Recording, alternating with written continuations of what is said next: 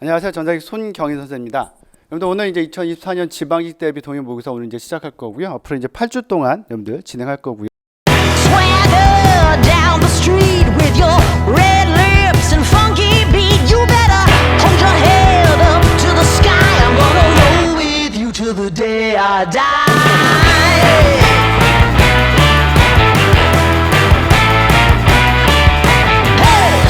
근데 이제 뭐 모의고사를 볼 거예요. 동행 모의고사를 이제 1회분을 보고 그다음 어떻게 온 다음에 이제 동행 모의고사랑 똑같이 또 이제 모의고사라고 생각하시면 되는데 관련 문제를 볼 거예요. 관련 문제. 관련 문제를 여기가 20문항이다 그러면 여기도 이제 20문항. 근데 이거보다 좀 더 많을 수는 있어요, 일단. 그죠? 좀 더 많을 수 있다라고 보시면 되고. 이렇게 해서 이제 8주를 진행을 할 텐데 오늘 첫 시간이기 때문에 얼마 전에 봤던 이제 국가직 시험 그걸 이제 해설을 또 해드려야 돼서 그걸 보고 오늘은 이제 동행 모의고사를 1회만 일단 시험을 볼 거고요. 그래서 일단 이제 앞으로 우리가 어떻게 이제 그 진행할 것인가에 대한 설명을 잠깐 드리고 그 다음에 실제 이제 국가직 시험에 대한 해설부터 먼저 해드릴게요. 일단 간단하게 여러분들 이제 프린트물에도 제가 이제 교환에도 그걸 써놨는데 2023년 지방직 9급 시험이었어요 이게. 그래서 이제 지방직을 대비하기 때문에 지방직에 대한 어떤 기출문제 분석이 어떻게 되냐 이걸 간단히 한번 살펴보면서 넣었고요. 근데 근래 시험들이 그래요. 근래 시험들이 국가직도 사실은 이제 컴퓨터 일반 시험이 굉장히 좀 난이도가 낮았어요. 사실은 낮았었는데 뭐 뒤에서 또 설명드리겠지만 근래 이제 그 전공 과목의 시험 난이도가 보통은 그런 것 같아요. 보통은 하의 문제가 일단 많이 있고 그 다음에 이제 뭐 중이 거의 없어요. 중이 거의 없고 이제 상으로. 그래서 상에 해당되는 문제가 이제 한 3-4문제, 적으면 2-3문제 정도 들어가 있고 나머지 이제 하 수준의 문제가 상당히 많죠. 그래서 예년에 이제 많이 보던 시험에서는 보통 이제 중 수준의 문제들이 가장 많은 비중을 차지하거든요, 사실은. 그러니까 보통 이제 뭐 20문항을 출제한다면 사실 그래요. 20문항 출제한다면은 실제 이제 그 시험을 보는 이제 시험 기관에서 어떤 비중으로 문제를 내달라라고 이제 출제위원들한테 얘기를 하거든요, 사실은. 근데 이제 중 수준의 문제를 제일 많이 이제 내달라고 보통 요청을 하는데 근래 시험에서는 이제 뭐 2020년도 이후 시험은 다 그랬던 것 같아요, 일단. 하 수준의 문제가 제일 많고 그 다음에 이제 거기에 중 수준의 문제보다는 중 난이도보다는 이제 상 난이도의 문제가 몇 개 들어가 있는 뭐 그런 형태로 제일 문제가 많이 나왔다고 보시면 되고 2023년 지방직 작년이죠. 이 문제도 보면은 이제 좀 특이한 점이 오프셋 관련된 문제야 사실은 5번이랑 가상지역장치도 이제 오프셋 관련된 문제거든요 이게. 그래서 이게 사실은 잘 나오는 문제도 아니고 사실은 많이 나오는 문제는 아니고 그 다음에 이제 이렇게 두 문제가 한꺼번에 나오질 않았었는데 이때 이제 그 선제를 하셨던 분은 이 문제를 되게 좀 좋아하셨던 것 같아요. 그래서 이 두 문제가 나왔었고요. 그래서 이 문제가 이제 가장 어떻게 보면 난이도가 좀 높았고 그 다음에 이제 C 프로그램에서 이제 그냥 일반적인 C 프로그램 문제가 나온 게 아니라 리틀앤디아에 나왔어요. 리틀앤디아는 뭐 몇 번 출제가 된 적은 있어요, 사실은. 근데 많이 출제는 안 됐는데 오히려 이제 근래 들어서 많이 출제가 됐어요, 사실은. 그죠? 그래서 그런 모습, 그거 외에는 사실은 문제들이 좀 간단하게 나오고 있고 근데 근래 들어서 이제 그 이진 탐색이나 이진 탐색 트리에 대한 문제 비중이 좀 높아지고 있는 것 같아요, 사실. 그래서 뭐 자료 구조에서 나올 수 있는 문제들이 여러 가지가 있는데 이진 탐색 문제는 자료 구조에서도 이제 뭐 여러 가지 부분들이 있지만 앞으로도 이제 뭐 많이 출제될 수 있다라고 이제 생각하시면 될 것 같고 이런 식의 약간 특징이 있었다라고 보시면 될 것 같아요. 그러다 22년이죠. 재작년에 봤던 이제 지방직 문제인데 일단은 국가직보다는 이제 지방직 문제가 난이도가 좀 더 높긴 해요. 사실 항상 좀 더 높긴 하고 뭐 여기서도 이제 본다면은 10번에 이제 뭐 CMMI 같은 경우는 어떻게 보면 좀 이제 깊숙이 낸 거죠. 그러니까 7급에 나왔던 문제를 거의 이제 똑같이 문제를 출제했던 방식이 되고요. 네, 이런 것도 이제 따로 봐놓지 않는다면은 그렇죠? 색상 방식을 알아놓지 않는다면 상당히 좀 어려울 수 있었던 그런 문항이 될 수 있고 가장 어려웠던 거는 이제 그 네트워크 혼잡 방지 알고리즘 타오 요 부분이 사실 출제된 적이 거의 없었는데 이게 굉장히 자세하게 냈어요 문제를. 근데 그 이후에 또 나타나고 있지는 않지만 여기에 대한 부분 또 살펴봐야 돼요, 사실은. 그래서 이런 문제들이 이제 상당히 어렵게 나왔고, 근데 마찬가지로 병렬 프로세서 부분도 사실은 이제 굉장히 자세하게 출제되지 않는 부분이었는데 이때 시험에서는 굉장히 좀 자세하게 안 나왔던 문제는 아니에요. 근데 기출에 나왔던 문제인데 이건 사실 기출에 거의 다루지 않았던 문제고 거의 처음 나왔던 문제고 나머지는 이제 출제됐었지만 난이도가 좀 있는 문제다 이렇게 생각하시면 돼요. 그래서 나머지 문제들은 사실은 난이도 상에서 그렇게 높진 않았고 그다음에 이제 스케줄링 알고리즘 같은 경우는 이제 그 2023년도 나왔었고 22년도 나왔었고요. 24년 국가직도 나왔어요 이게. 근데 시간을 좀 굉장히 좀 그러니까 그 국가직에서는 이제 그 페이지 교체 알고리즘 나왔는데 시간이 굉장히 좀 많이 쓸 수 있게 나왔기 때문에 그런 점들을 좀 생각하시면서 여러분들 그래서 요걸 보시고 오늘 집에 가서 2022년이나 23년 기출문제 지방지를 한번 보시면은 좋을 것 같아요. 한번 뭐 보셨겠지만 그래도 한 번 더 확인하시면서 어떻게 이제 문제가 나왔다라는 거 한번 간단히 확인해 보시면 좋을 것 같고요. 근데 이게 이제 올해 나왔던 거죠. 우리 2024년 이제 국가직 시험에 나왔던 거. 가장 큰 특징이 될 수 있는 것은 일단 자바가 빠졌어요. 그죠? 자바 코드를 물론 이제 자바 코드는 문제가 나왔던 적도 있고 안 나왔던 적도 있어요, 사실은. 근데 요즘 이제 추세가 C 언어를 안 넣고 자바를 넣거나 객체 지향 쪽을 많이 넣으니까 이런 문장들이 있었는데 파이썬 문제가 이제 두 문제 나왔죠. 그래서 이제 파이썬 코드가 사실은 제가 뭐 2020년 정도부터 수업하면서도 계속 이제 파이썬 코드가 나올 것이다 이런 말씀 드렸습니다. 파이썬 코드는 사실 이렇게 코드 자체가 어렵지는 않아요. 사실 어렵진 않은데 이 파이썬 코드에 대한 특성을 출제한 문제는 아니었어요. 일단은 이거는 파이썬에 대한 특성을 냈던 문제는 아니었고 쉽게 생각한다면 파이썬 이제 좀 이따 우리 문제 보겠지만 파이썬 코드에서는 이제 그 이진 탐색이 한번 나왔고 이진 탐색만 안다면은 파이썬 코드를 몰라도 풀 수 있는 문제였어요. 사실은 그게 나왔었고 그 다음에 파이썬에서 이제 객체 지향 쪽이 나왔죠. 그래서 자바로 코드가 돼 있는 걸 파이썬으로 그대로 옮겨서 문제를 낸 그런 형태다라고 생각하시면 될 것 같아요. 그렇게 문제가 나와서 파이썬 코드의 특성을 내진 않았다라고 보시면 되는데 제가 이제 2020년부터 파이썬이 출제될 수 있다고 해서 말씀드렸던 게 정보 처리 기사가 2020년에 시험이 변경되면서 파이썬 코드 문제가 계속 나오고 있단 말이죠. 그죠? 그렇다면 이제 보통은 그 공무원 시험에 나오는 문제들을 그 정보 처리 쪽에서 따라가는 경향이 있는데 이제 역전이 된 거죠. 그죠? 그래서 정보 처리 기사에 나왔던 문제들이 분명히 이제 우리 공무원 시험에 등장을 할 거예요. 파이썬. 그래서 그 부분들도 제가 오늘 모의고사엔 파이썬 코드를 넣지는 않았지만 앞으로는 계속 한 문항 정도씩 넣으려고 할 거예요. 사실은. 그래서 그 부분들을 이제 말씀드릴 거고 일단 파이썬 코드의 특성만 알아놓는다면은 여러분들 자바나 C 언어를 알고 있기 때문에 어떤 제어 부분이나 객체 지향 쪽에 대한 문제들 다 해결할 수 있어요. 그래서 그 부분들을 좀 중점을 맞춰서 할 것이고 근데 만약 국가직에서 이렇게만 문제가 나왔다면 파이썬의 특성을 공부하는데 그렇게 집중하지 않아도 되는데 2024년에 이제 그 소방 경체죠. 소방 경력 채용 시험에서 이건 이제 40문항 시험 보는데 여기서 파이썬 문제가 또 나왔어요. 근데 여기서 나왔던 파이썬 문제는 그냥 파이썬의 특성을 물어보는 문제예요.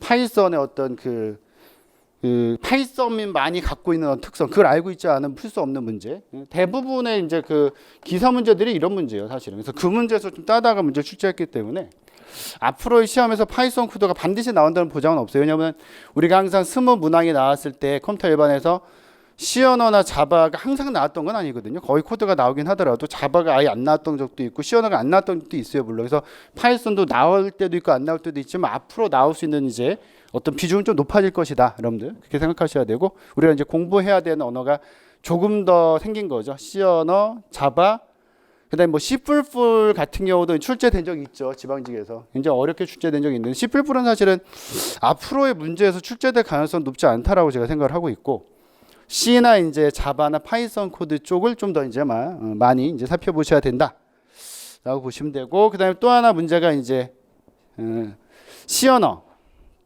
요거 이제 좀 그렇게 어렵지 않게 생각하는 부분으로 문제를 많이 보시는데 20번에 나왔는데 이게 이제 재교출에 나왔어요. 그러니까 재교출이라면 이제 그 대부름이죠. 순환함수라고 보통 얘기하는 거 많이 나왔어요. 여태까지 문제로. 근데 여태까지 나왔던 문제는 달라요. 이거는 다른 거예요, 여러분들. 그러니까 제가 예전에 이제 프로그래밍 언어론 여러분들 지금은 여러분들이 이제 컴퓨터 일반이랑 정보보론 시험 보잖아요. 그죠? 근데 예전에는 2013년까지죠. 2013년부터 변경이 됐으니까 2013년까지는 프로그램 언어론이랑 그 컴퓨터 일반을 시험을 봤었죠. 그때도 제가 이제 프로그램 언어론 수업을 제가 진행을 했었는데 이때는 C 언어 문제가 많이 나왔어요. 그러니까 C 언어 문제가 많이 나와도 C 언어에 대한 특성을 물어보기보다는 그냥 일반적인 제어 구조, 뭐 C 언어만 알고 있어도 풀 수 있는 이런 문제를 냈었는데 뭐 지방직이나 이런 데 나왔던 컴퓨터에 나왔던 프로그램 언어론에서 이제 C++ 문제가 한 두세 문제 있는데 굉장히 좀 어려운 형태를 낸 적은 있어요, 사실은. 근데 그렇다고 하더라도 앞으로 이게 많이 나올 가능성이 있지는 않다라고 생각을 하셔야 되고, 그래서 그런 문제도 이제 나중에 살펴보기는 할 거예요. 일단은 살펴볼 텐데 이 부분보다는 아무래도 앞으로의 시험에서 좀 더 이제 나온다면은 뭐 자바나 파이썬, 뭐 C 이런 것들이 이제 나올 것이고, 그래서 이 프로그램 언어에서도 이 재교추 문제가 상당히 많이 나왔는데 프로그램 언어에서 재교추 문제가 100문제 나왔을 때 그 중에 한 문제, 두 문제 어렵게 나온 형태 있어요. 그게 이거예요, 사실은.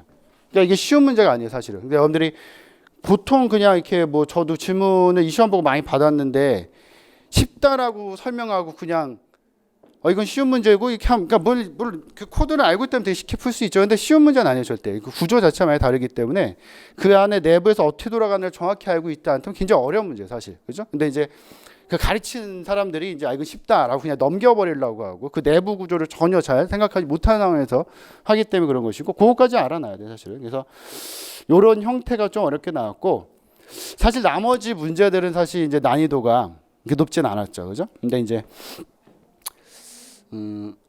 페이지 교체 이 문제죠. 10번 페이지 교체 문제가 뒤에서 이제 보겠지만 이게 이제 시간을 굉장히 많이 써먹었죠. 다 나왔으니까 뭐 LRU부터 다 나와가지고 이제 시간이 굉장히 많이 쓰일 수 있는, 그래서 한 번만 페이지 교체라고 끝내는 게 아니라 이제 LRU나 피퍼만 나온 게 아니라 LFU나 MFU 같은 이런 것까지, 그죠?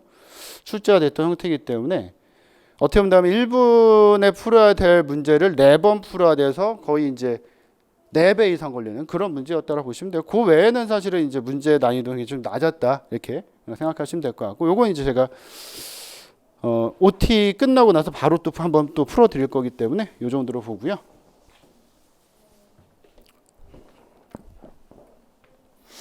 그래서 이제 아까 말씀드렸지만 전산지 기출 문제 최근 어떤 추이가 일단 그래요. 예전에도 그러진 않았지만 지금은 국가직보다 지방직 난이도가 좀 더 높아요. 근데 그 이유가 뭐냐면 예전에는 국가직이나 지방직이 거의 같았어요. 2020년 뭐 전까지만 하더라도 물론 어려운 문제가 나온 적이 있었지만 그때는 왜 그랬냐면은 국가직 시험 따로 있고 지방직 시험 따로 있고 서울시 시험 따로 있고 교육청 시험 따로 있었어요. 근데 2020년쯤을 기점으로 해가지고 지방직과 서울시와 교육청 문제를 통합으로 시험을 본단 말이에요. 지금은 딱 하나 갖다가, 그러니까 원래 이제 그 지방직이랑, 그러니까 예전에는 여러분들 시험을 국가직 외에도 국가직 시험 보고 그다음에 지방직도 보고, 어차피 이제 서울시가 지방직에 포함되지만 서울시 따로 시험 봤어요. 서울시는 단독으로 시험을 봤어요. 예전에는 서울시 보고 그다음에 교육청 보고, 교육청 문제가 예전에 약간 그 수능 문제 비슷했어요. 그 교육평가원 쪽에서 문제 많이 냈어가지고 이 시행처가 달랐단 말이에요. 그래서 이때 당시에는 국가직과 지방직의 난이도 차이가 거의 없었어요, 사실은. 이게 뭐 더 어렵게도 나오고 이게 더 쉽게도 나오고 막 왔다 갔다 했었는데 2020년을 기점으로 해서 이제 이걸 하나로 통합을 했거든요, 시험을. 그래서 지금 여러분들 시험 보실 때는 같은 날 6월 22일이죠. 같은 날 하루에 보는 거예요, 이거를. 하루에 봐서 한 군데만 갈 수 있는 거 한마디로. 그죠? 예전에는 이제 골라서 합격 다음 골라서 갈 수 있는데 그렇게 안 되기 때문에 그렇게 된 이후부터는 지방직 시험 문제가 국가직보다 좀 더 어려워졌다고 생각하시면 될 것 같아요. 근데 그 이유가 뭐냐면은 예전에 서울시 문제가 상당히 어려웠었어요. 국가직, 지방직, 교육청 뭐 시험 쫙 있으면은 가장 어려운 시험 중에 한 가지가 서울시였고, 그거랑 비슷하게 또 어려운 시험이 국회직. 뭐 국회직 시험은 뭐 지금도 어렵지만, 그죠? 국회직이랑 서울시 시험이 이제 가장 이제 악명 높게 어려운 문제다라고 했었는데 이게 통합이 되면서 국가직보다 지방직 시험이 조금 더 난이도가 높아지지 않았나 이런 생각을 하고 있고요. 요건 좀 이제 고려를 하셔야 되고, 근데 왜 이걸 말씀드리냐면은 근래 시험들의 난이도가 그렇게 높지 않아요. 말씀드리는 것처럼 이제 중이 없어요. 거의 상하예요. 상이 많냐? 상이 많지도 않아요. 상이 뭐 두세 문제에서 세네 문제 정도고 나머지는 다 하니까 표면적으로 문제를 딱 봤을 때는 되게 쉽다 이렇게 생각이 된단 말이죠, 사실은. 그죠? 그러다 보니까 이제 국가직 2024년도 이제 문제도 쉽게 나오다니까 지방직도 이제 쉽게 나오겠다라고 생각하시면 안 된다. 그죠? 그걸 말씀드린 것이고. 근데 요즘 추세가 그래요. 시험 보는 재미가 있어요, 사실은. 재미가 뭐가 있냐면은 이렇게 문제를 내고 있어요, 이렇게. 제가 이제 수업 시간 중에도 굉장히 많이 말씀드리는데 20 문항을 가지고 똑같은 20 문제를 가지고 문제 배열을 어떻게 하냐에 따라서 점수 차이를 나게 할 수 있거든요, 사실은. 그러니까 20개 문제를 이 20개 문제가 있으면은 쉬운 문제가 만약에 5문제 있는데 5문제 있는데 이걸 앞에다 배치하냐 아니면 어려운 문제 앞에다 배치하고 쉬운 문제를 맨 뒤에다 배치하냐에 따라서 점수 차이가 굉장히 많이 나요. 그러니까 근데 시험지에 딱 가셨는데 문제를 딱 푸는데 1번부터 막혀요. 1번 막히고 그러니까 뭐 괜찮다 생각하는데 2번도 막히고 3번도 막 이러다 보면은 멘붕이 와요. 그럼 나중에 알고 있는 것도 잘 못 풀거든요. 근데 요즘 시험은 뭐 근래 뭐 3, 4년 시험은 다 그랬던 것 같아요. 3, 4년 시험에서는 1번부터 4번, 5번 정도까지 문제가 다 쉽게 내줘요. 그러니까 문제 딱 보자마자 이거 답 이런 식으로. 그래서 굉장히 좀 시험을 시작하는 느낌이 좋은 것 같아요. 일단 시험 볼 때. 근데 그러다가 이제 갑자기 이제 상해 문제가 툭툭 튀어나오고 이렇게 되죠. 그죠? 중해 문제는 거의 없는 것 같아요. 지금 중수준의 문제가 냉정하게 어떤 난이도를 평가했을 때 이건 중수준이야라고 하는 게 거의 없어요. 사실은. 물론 이제 개인적인 차이는 좀 있을 수 있겠지만 객관적으로 볼 때는 그래서 상이나 하의 문제가 많다. 그런 게 일단 요즘 이제 시험의 좀 추세다. 이렇게 생각하시면 될 것 같고. 그래서 2024년 국가시험을 보면서 이게 이제 아무래도 이제 다른 공통과목의 이런 부분들이 이제 좀 미진한 부분이 많잖아요. 여러분들 또 공부하시다 보면. 그러다 보니까 그러면 이제 뭐 전산 전공 과목보다는 그쪽에 좀 더 치중해서 점수를 올려야겠다라고 생각하시는 분인데 그렇게 생각하시면 안 되고 하던 거 그대로 하셔야 돼요. 그리고 국가직보다는 지방직이 더 어렵게 나올 수 있다라는 생각을 가지고 일단 시험에 준비하셔야 돼요. 그래서 간단하게 이제 여러분들 지방직을 시험 볼 때 뭐 다 아시는 거지만 간단하게 한 번 더 그냥 상기하기 위해서 어떻게 공부하면 좋다라는 거 한번 말씀드릴게요. 항상 말씀드리지만 계획표랑 서브노트는 이제 적극적으로 활용을 해야 돼요. 계획표도 짜야 되고 서브노트도 만들어야 되고 지금부터 6월 22일까지죠. 그때까지 지방직 시험이 있을 때 그 기간 동안 어떻게 대략적으로 공부할 것이냐, 그죠? 어떻게 보면 그게 이제 뭐 월간 계획이 될 수 있고, 그 다음에 이제 그 주간 세워야 돼요.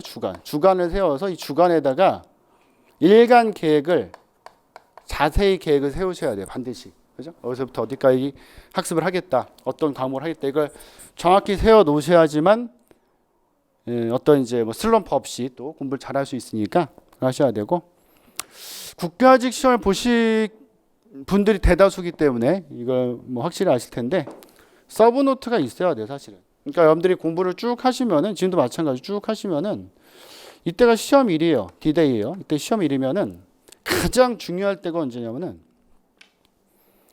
시험 하루 전이나 하루 전에서 3일 전까지라고 생각하시면 돼요. 이렇게. 요때 뭘 해야 되냐면은 뭐 계속 열심히 공부하지만 요때 해야 되는 게 뭐냐면은 내가 시험 보는 과목이 5가지잖아요. 5가지. 이걸 이때 다 1회독을 할 수 있어야 돼. 1회독. 그 전날 해야 되거든요. 사실 전날도 한번 1회독을 할 수 있어야 되거든요. 사실은. 근데 이제 서브노트가 없다면은 사실 불가능해요. 여러분들 기본서를 다 가지고 뭐 국어, 영어, 뭐 컴일반, 뭐 정보본을 다 가지고 이걸 1회독 한다는 건 사실 말이 안 되죠. 그죠? 그래서 여러분들 서브노트 계속 만들면서 정제를 시켰던 것을 시험 전에 1회독을 할 수 있도록. 그러니까 만약에 그 정제 잘하신 분들은 여기에서 2, 3회독 해요, 사실은. 그죠? 그럼 그걸 가지고 여러분들 시험을 또 보러 갈 수 있는 거기 때문에 이때 공부했던 건 잊어먹는 것도 많잖아요, 사실은. 계속 공부를 해오지만. 그래서 이게 굉장히 중요하겠다. 어떻게 본다? 여러분들이 쭉 공부하시는 게 요걸 위해서 공부하는 거예요, 사실은. 뭐 더 이제 궁극적인 목적으로 본다면 시험을 잘 보는 거지만 요게 잘 정리가 돼야지만 이걸 가지고 시험을 볼 수 있는. 왜냐하면 우리가 공부하는 거 사실 공부는 그렇잖아요. 우리가 이제 교육학에서도 얘기하는 것은 공부는 그냥 밑빠진 독이죠. 밑빠진 독에 물 붓기다. 물이 계속 흐르죠. 계속 흐르는 게 아니라 새죠. 줄줄 새는데 여기다 물을 이렇게 붓는 거죠. 이게 학습이에요, 이게. 이걸 공부라고 생각하시면 돼요. 근데 이제 그러니까 여러분들 시험 보고 시험에서 나오는 순간에도 계속 흘러나가요. 잊어먹는 거 계속 잊어먹어요. 그래서 여러분들이 요때 뭘 해야 돼요? 요때 물을 왕창 부어가지고 꽉 채워서 시험장에 가야 돼요, 사실은. 굉장히 중요한 거죠. 서브노트 안 만들었던 분들도 여태까지 공부했던 게 있으니까 간단하게 좀 문제 풀면서 정리하시면서 만드셔야 되고, 항상 이제 시험을 보시면 또 한 가지 중요한 게 뭐가 있냐? 문제 검토를 해야 돼요. 문제 검토. 그러니까 여러분들이 그 시험 모의고사를 보고서 문제 쭉 풀어본 다음에 이제 지문들이 있으면은 그 지문들을 그냥 보고 답을 찾는 데 집중을 하거든요. 아, 답 찾았으니까 이 문제는 내가 풀 수 있는 거야. 그건 아니죠, 사실은. 지문이 4개 있으면은 2번이 정확히 정답에 해당되는 거 내가 알고 있는 거예요. 그래서 정답에 맞췄지만 예를 들어서 3번이나 4번 지문은 굉장히 좀 어려운 지문이었다. 근데 요 지문들도 무시할 수는, 물론 기출문제가 더 중요하죠, 이거는. 그러니까 문제 검토라는 건 뭐냐면은 이걸 계속 읽어봐야 돼요. 읽어봐서 이게 왜 정답이 안 되는지, 어떤 부분이 틀렸는지 이걸 알아내야 되고, 그래야지 여러분들이 이제 실제 시험장에서 여러분들 다 아는 것만 나오지 않거든요, 절대. 낯선 지문이 있어요. 내가 잘 모르는 지문, 낯선 지문. 이걸 해결할 수 있어요. 그걸 자꾸 읽어봐야 돼요. 그래서 이 지문에서 어떤 게 잘못됐나 이걸 여러분들 파악하셔야지만, 실제 시험장에서는 낯선 지문 많이 나올 거 아니에요. 그런 걸 토대로 해서 끝까지 그 문제에 대한 정답을 또 찾을 수 있다라고 생각하셔야 되고, 그 다음에 오답 노트를 만드는 걸 좀 굉장히 좀 잘못 만드시거나 아니면 중요하지 않게 생각하시는 분들이 있는데, 오답 노트를 굉장히 어려운 문제만 하시는 분들이 있어요. 정리를. 어려운 문제, 굉장히 어려운 문제, 시험에 이제 나올까 안 나올까 이런 문제들만 정리하는 게 아니라, 여러분들이 이제 실수로 틀린 거나 아니면 이제 맞추긴 했는데도 약간 이제 약간 운으로 맞춘 거, 그런 거 다 정리하셔야 돼요, 오답 노트. 그래서 그 틀린 문제들이죠, 사실은. 틀린 문제들을 반드시 나중에 뭘 해야 돼요? 복습을 해야 돼요, 복습. 여러분들 이제 분명히 말씀드리지만 틀린 문제는 시간이 좀 지나잖아요. 그러면은 또 틀려요, 이 문제를. 그래서 보통 이제 이게 틀린 문제가 있으면 이제 한번 풀어보고 넘어가서 이제 시험 전까지 그 문제를 다시는 안 풀어보는 경우도 있는데, 그렇게 풀어서는 시험장에서 그 문제를 풀 수 없고, 적어도 이제 이런 문제들 복습은 3번 이상 해야 돼요, 3번 이상. 그래야지만, 그러니까 왜냐하면 이런 문제들이, 그러니까 단순 암기 문제 상관없죠. 단순 암기 문제는 이거구나 외우고 끝나버리면 되는데, 추론 문제 같은 경우는 이게 틀렸다, 이게 정답이었는데 내가 실수했구나라고 넘어가고 끝내버리면은 그 머릿속에 굳어진 그 체계가 고쳐지지 않아요. 그럼 나중에 한 1, 2개월 지나서 그 문제 풀면 또 틀려요, 사실은. 항상 그게 반복되기 때문에 무조건 3번 이상 봐야 돼요. 그래서 내 머릿속에 정립되어 있던 그 체계를 깨버려야 돼요, 사실은. 그게 반드시 필요해요. 그죠? 이런 부분들을 똑같은 시간 공부하더라도 이런 전략을 가지고 공부를 해야지만 시험장에서 실수를 안 하는 거죠. 틀린 문제를 또 틀린 오류를 범하지 않는 것이고, 그죠? 그렇게 보셔야 되고, 그다음 이제 이론 정리를 병행해라라고 써드렸는데, 여러분들 문제풀이에 딱 들어오시면 시간이 없으니까 우리가 문제풀이 수업을 한 걸 가지고, 문제풀이 수업 진행한 걸 가지고 이걸 가지고 이제 뭐라는 거예요, 여러분들이. 문제 풀어보고 이 문제에 해당되는 또 이론 찾아보면서 이렇게 공부를 하거든요. 그럼 이제 여러분들이 이론이랑 이제 문제풀이를 같이 공부한다고 생각하시는데, 이렇게 되면은 뭐가 될 수 있냐면 이제 빈 곳이 있어요, 분명히. 공부하는 문제로만 공부하면은 이 전체 과목의 내용 중에 빈 곳이 생기거든요, 분명히. 이걸 해야 돼요, 반드시. 그래서 문제풀이 위주로 공부를 하죠, 물론. 문제풀이 위주로 공부를 하는데 이게 위주가 되겠지만 반드시 이론 정리를 병행해야 돼요. 그래서 최소한으로 잡더라도, 요거를 최소로 잡더라도 5대1 정도는 잡아야 돼, 5대1. 그래서 내가 만약에 컴퓨터 일반을 하루에 3시간 공부하겠다라고 잡았다면은 요거 한 2시간 반 정도 공부하시고 30분은 별도로 따로 이제 기본서 쭉 그냥 진도 나가면서 이론 정리를 하셔야 돼요, 반드시. 이게 같이 병행이 돼야 돼요. 그래서 반드시 시간을 빼서 내가 이때도 이론 보니까 안 해도 되겠지라고 생각하시면 안 되고, 이건 문제에 따른 이론을 그냥 살펴보는 거고, 그 외로 처음부터 계속 정리해 나가는 거, 이걸 따로 시간 갖고 여러분들 반드시 진행을 하셔야 돼서 이거를 시험 보기 전까지 할 수 있도록 계획을 좀 세워서 여러분들 학습을 하셔야지만 근데 원하는 또 점수를 받을 수 있다고 생각하시면 되고, 그래서 첫 시간을 간단하게 OT 해드렸는데 뭐 약간 이제 잔소리죠. 그죠? 어떻게 공부하시면 좋다 이런 말씀드렸으니까 이렇게 생각하시고 가장 중요한 건 뭐겠어요, 여러분들? 제가 이제 여기 PPT에도 한 장 넣으려고 했었는데 이제 좀 그래서 민망해서 넣지는 않았는데 이제 성실이죠, 성실. 여기다 성실 딱 써가지고 다음 PPT로 만들려고 했었는데 제가 수업을 굉장히 오래 했어요. 노량진에 수업한 게 2001년부터 수업을 했으니까요. 굉장히 오래 했죠. 2001년부터 수업했는데 계속 보면서 느낀 건 뭐냐면은 굉장히 똑똑한 친구도 보이고 뭐 공부 굉장히 열심히 하는 친구도 보이고 여러 사람들이 많이 보였거든요. 어떤 사람은 사실 그래요. 이렇게 말씀드리면 안 되는데 이 사람은 진짜 전산 쪽에 대한 그 과목에 대한 어떤 지식이라든지 아니면은 다른 뭐 공통 과목도 공부를 너무 많이 안 했어서 그 전까지 그래서 합격이 어렵겠다라고 생각했는데도 굉장히 빠른 시간 합격한 사람 많이 봤거든요. 근데 그 사람들이 공통점이 뭐냐면 이거예요. 엄청 성실해요. 딴시를 안 해요, 진짜.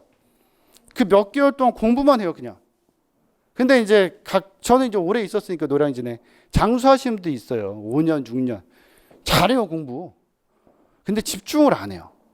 다른 데 귀가 열려 있어가지고 딴 데 성실하지가 못하죠, 사실은. 근데 나중에 합격을 하긴 하는데 그 나중이 성실해지는 거예요, 사실은. 그죠? 그걸 땡겨서 성실하게, 그 다음에 항상 문제에 대해서 좀 겸손하게, 그 다음에 제일 중요한 게 꾸준하게 하는 거, 꾸준하게. 그죠? 그렇게 이제 학습하신다면은 좋은 결과 있을 수 있으니까 그렇게 준비를 한다고 생각하시면 되고, 저는 이제 잠깐 쉬었다가, 여러분들 교환해 보시면 2024년 국가직 9급 컴퓨터 일반 그 기출문제 한번 해설하고서 모의고사 볼 테니까 잠깐 쉬었다가 요거 한번 생각하시고 쉬었다가 이제 국가직 문제 한번 풀어볼게요. 오늘 이제 2024년 국가직 9급 컴퓨터 일반 기출 해설 한번 해볼게요. 그래서 문제는 뭐 그렇죠. 문제는 전체적으로 이제 난이도는 많이 좀 쉽게 나온 것 같아요. 난이도 쉽게 나왔는데 그 중에 이제 두세 문제 정도 조금 어렵게 나온 문제도 있고요. 그 다음에 문제 보시면 또 말씀드리겠지만 파이썬이 나왔어요. 그죠? 파이썬이 시험 문제로 나왔는데 파이썬은 사실은 이제 뭐 어떻게 보면 이제 국가직 시험에서 거의 처음 나온 거죠. 처음 나왔는데 파이썬의 언어에 대한 어떤 특성을 내진 않았어요. 특성을 낸 것은 아니고 그냥 알고리즘 쪽 문제하고 그 다음에 또 이제 그냥 객체지향 쪽 그 자바로 낼 문제를 그걸로 이제 출제한 그런 형태이기 때문에 아주 간단한 구성을 알고 있으면 또 풀 수 있는 그런 문제였다라고 보시면 돼요. 물론 이제 객체지향 쪽을 보기 좀 어려웠다라고 하면 이제 어렵겠지만 여러분들이 자바나 C언어를 공부하셔서 언어에 대한 감각이 있다면 또 충분히 볼 수 있었던 문제다라고 생각하시면 되고요.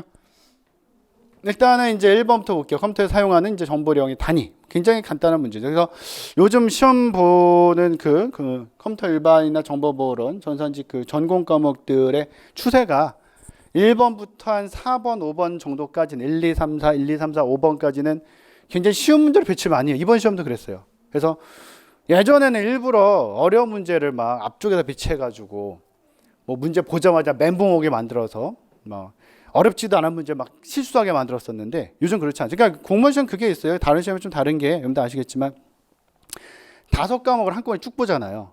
그래서 첫 번째 과목에서 멘붕이 오면은 그걸 잘 헤어나오지 못해요. 그러니까 다른 시험은 한 과목 보고 쉬고 한 과목 보고 쉬고 이렇게 하는데 우리는 그냥 쫙 가야 되잖아요. 그래서 국어에서 어렵게 나오면은 다른 과목도 쉬운데도 불구하고 점수가 굉장히 안 나오는 경우가 상당히 많아요, 사실은. 근데 지금 이제 전공 과목은 다행인 게 앞부분의 문제가 굉장히 좀 쉽게 많이 해줘서 그건 좀 기분 좋게 이제 시작을 할 수 있게 해주는데 다만 이제 상하 수준의 문제들만 너무 많이 있는 그죠? 그러니까 하 수준의 문제가 많이 있긴 하지만 중 수준의 문제는 거의 없고 중 난이도는 거의 없고 그냥 상의 문제가 있는 그런 형태로 많이 이제 문제가 구성된다고 보시면 되고요. 뭐 정답도 써놨어요. 일단 4번이 되고요. 그래서 요거 이제 여러분들 외우실 때 외워야 되잖아요. 어차피 그죠? 외워야 되기 때문에 이렇게 외우면 좋을 것 같아요. 요걸 딱 기준으로 항상 그냥 GT패라고 외우시고 GT패 한글로 이제 GT패라고 외우세요. 외워야 돼요. 어차피 외우시고 그럼 앞에는 당연히 이제 뭐 있어요? 킬로하고 메가 있을 거고 킬로바이트, 메가바이트 있고 뒤에는 이제 요타랑 제타 있잖아요. 근데 알파벳 순서는 아니고 이제 지읒 Y다라고 그러니까 제타랑 요타 이렇게 외우시면 될 것 같아요. 그래서 요걸 기준으로 딱 외워놓으면은 뭐 이건 뭐 여러 번 나왔던 문제죠. 근데 이건 사실 뭐 틀리라고 내는 문제는 아니니까요. 맞추라고 내는 문제이기 때문에 요것만 알아놓는다면은 이제 뭐 충분히 또 풀 수 있다. 그래서 아까 제가 말씀드린 것처럼 GT패라고 이거 외우시고 요거 하나만. 이게 제일 좋을 것 같아 이게 제가 볼 때는. 외우시고 이거 어차피 안 외워도 알고 있는 거니까 요거만 이제 헷갈리지 않게 제타랑 요타로 이렇게 알아놓으시면은 앞으로 문제에서도 뭐 어차피 또 이제 계속 나올 거니까 이거는. 근데 사실 이제 이건 그렇죠. 제가 수업 시간에 많이 말씀드리지만 어차피 우리가 중요히 쓰는 단위 요거잖아요. 문제 풀 때. 요 단위가 문제 풀 때 계속 쓰는 단위니까 사실은. 근데 이제 나머지처럼 무작위로 지금 어떻게 보면 순서를 그냥 암기해서 푸는 문제가 나올 수 있기 때문에 지금처럼 풀 수 있도록 암기를 좀 해놓으셔야 된다라고 이제 보시면 되고요. 그래서 뭐 아주 간단하게 볼 수 있었던 문제고요.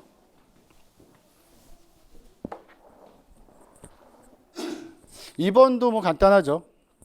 다음 논리회로 해서 이제 출력 F가 0이 된다라고 했으니까 뭐 여기가 0이 되기 위해서는 당연히 5하니까 둘 다 0이 돼야 되잖아요. 그럼 X는 당연히 0이 될 것이고 X가 1인 게 하나밖에 없지만 이건 절대 정답이 될 수 없는 거죠. 이 부분에서 이제 XOR도 0이 나와야 되잖아요. XOR은 베타적 논리합이니까 입력이 서로 다를 때만 1이 나가잖아요. 그럼 1, 0이나 0, 1은 안 될 거고 얘가 1, 1이든 0, 0이든이 돼야지만 0이 나가겠죠. 당연히. 이렇게만 생각한다면은 뭐 정답을 찾는 거는 간단하게 뭐 볼 수 있죠. 그래서 이건 0이지만 이게 이제 0, 1, 1, 0 돼 있으면 안 되고 1, 1이든 0, 0이든 같아야 되겠죠. 그죠? 3번이 될 수 있는 형태로. 그래서 어떻게 보면 이제 시간을 이렇게 많이 들이지 않게 이런 건 근데 조심하셔야 되는 게 이런 시험 문제들도 이 전체 시간을 생각하고 막 문제를 너무 풀다 보면은 여러분들이 빨리 풀어야 된다는 부담감이 있어서 실수하는 경향이 생겨요. 근데 항상 말씀드리지만 시험장에서는 쉬운 문제에 더 집중을 해야 돼요. 진짜 어려운 문제를 내가 만약에 시험장에서 틀리면은 그냥 나만 틀리는 게 아니란 말이죠. 다른 사람도 다 틀릴 수 있는 문제예요, 사실.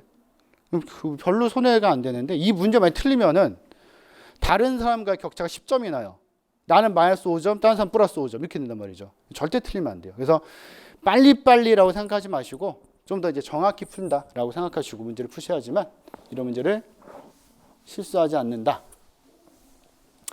결국 이제 여러분들 합격권에 나중에 들어가게 되면은 가장 중요한 거는 시험장에서 얼마나 실수를 안 하냐 이게 제일 중요한 거기 때문에 그 부분 반드시 조심해서 문제를 푸셔야 되고요. 해설 간단히 써놨고 그 다음에 이거 뭐 그냥 OR랑 XOR 이제 진리표까지 한번 써놓은 거고요. 네, 3번은 또 이제 정보 문제가 또 오랜만에 이제 컴퓨터 일반에 나왔는데 뭐 그렇죠, 여러분들. 그 정보 보호론의 컴퓨터 일반 문제가 갈 때도 있어요. 그다음 컴퓨터 일반에 정보 보호 문제가 들어올 때도 있는데 서로 양쪽으로 이렇게 바뀌어서 크로스해서 들어가면은 굉장히 쉬운 문제가 나와요. 그러니까 컴퓨터 일반에 정보 보호 문제가 나오면은 우리가 정보 보호를 다 공부하고 있잖아요. 굉장히 쉽게 풀 수 있는 문제가 나오는 거고. 그다음에 정보 보호 쪽에 컴퓨터 일반 문제가 들어가면 보통은 데이터 통신 문제죠. 데이터 통신 문제 들어가면 아주 간단한 것도 그냥 뭐 IP나 TCP 이런 것도 내고 하니까. 아니면 이제 프로토콜 계층별 어떤 건 이런 거 물어보는 거기 때문에 뭐 간단히 볼 수 있죠. 그래서 개인키와 공개키가 필요하다라고 해서 이제 비대칭키 암호화 기법이니까 정답이 될 수 있는 건 이제 RSA, AES나 DS나 SID나 뭐 ARIA나 IDA나 뭐 엄청 많잖아요, 사실 우리 종류. 그래서 기본적으로 풀 수 있는 문제였다라고 보시면 되고요. 그래서 간단하게 이제 뭐 비교해놨죠. 그래서 스트림 암호, 그러니까 대칭키 암호가 스트림 암호가 있고 블록 암호가 있고, 블록 암호에 이제 뭐 DS, AS, SID, ARIA, IC 시리즈가 조금 괴롭히죠 우리를. 예를 들어서 RSA의 이제 이 R과 이 R이 사실 이제 다른 거지만 똑같은 사람이죠. 얘는 이제 라이베스트 약자고, 라이베스트 샤미르 에들만이니까 어차피 론 라이베스트인데 여기서 이제 론이에요. 론스 코드 같은 사람이에요.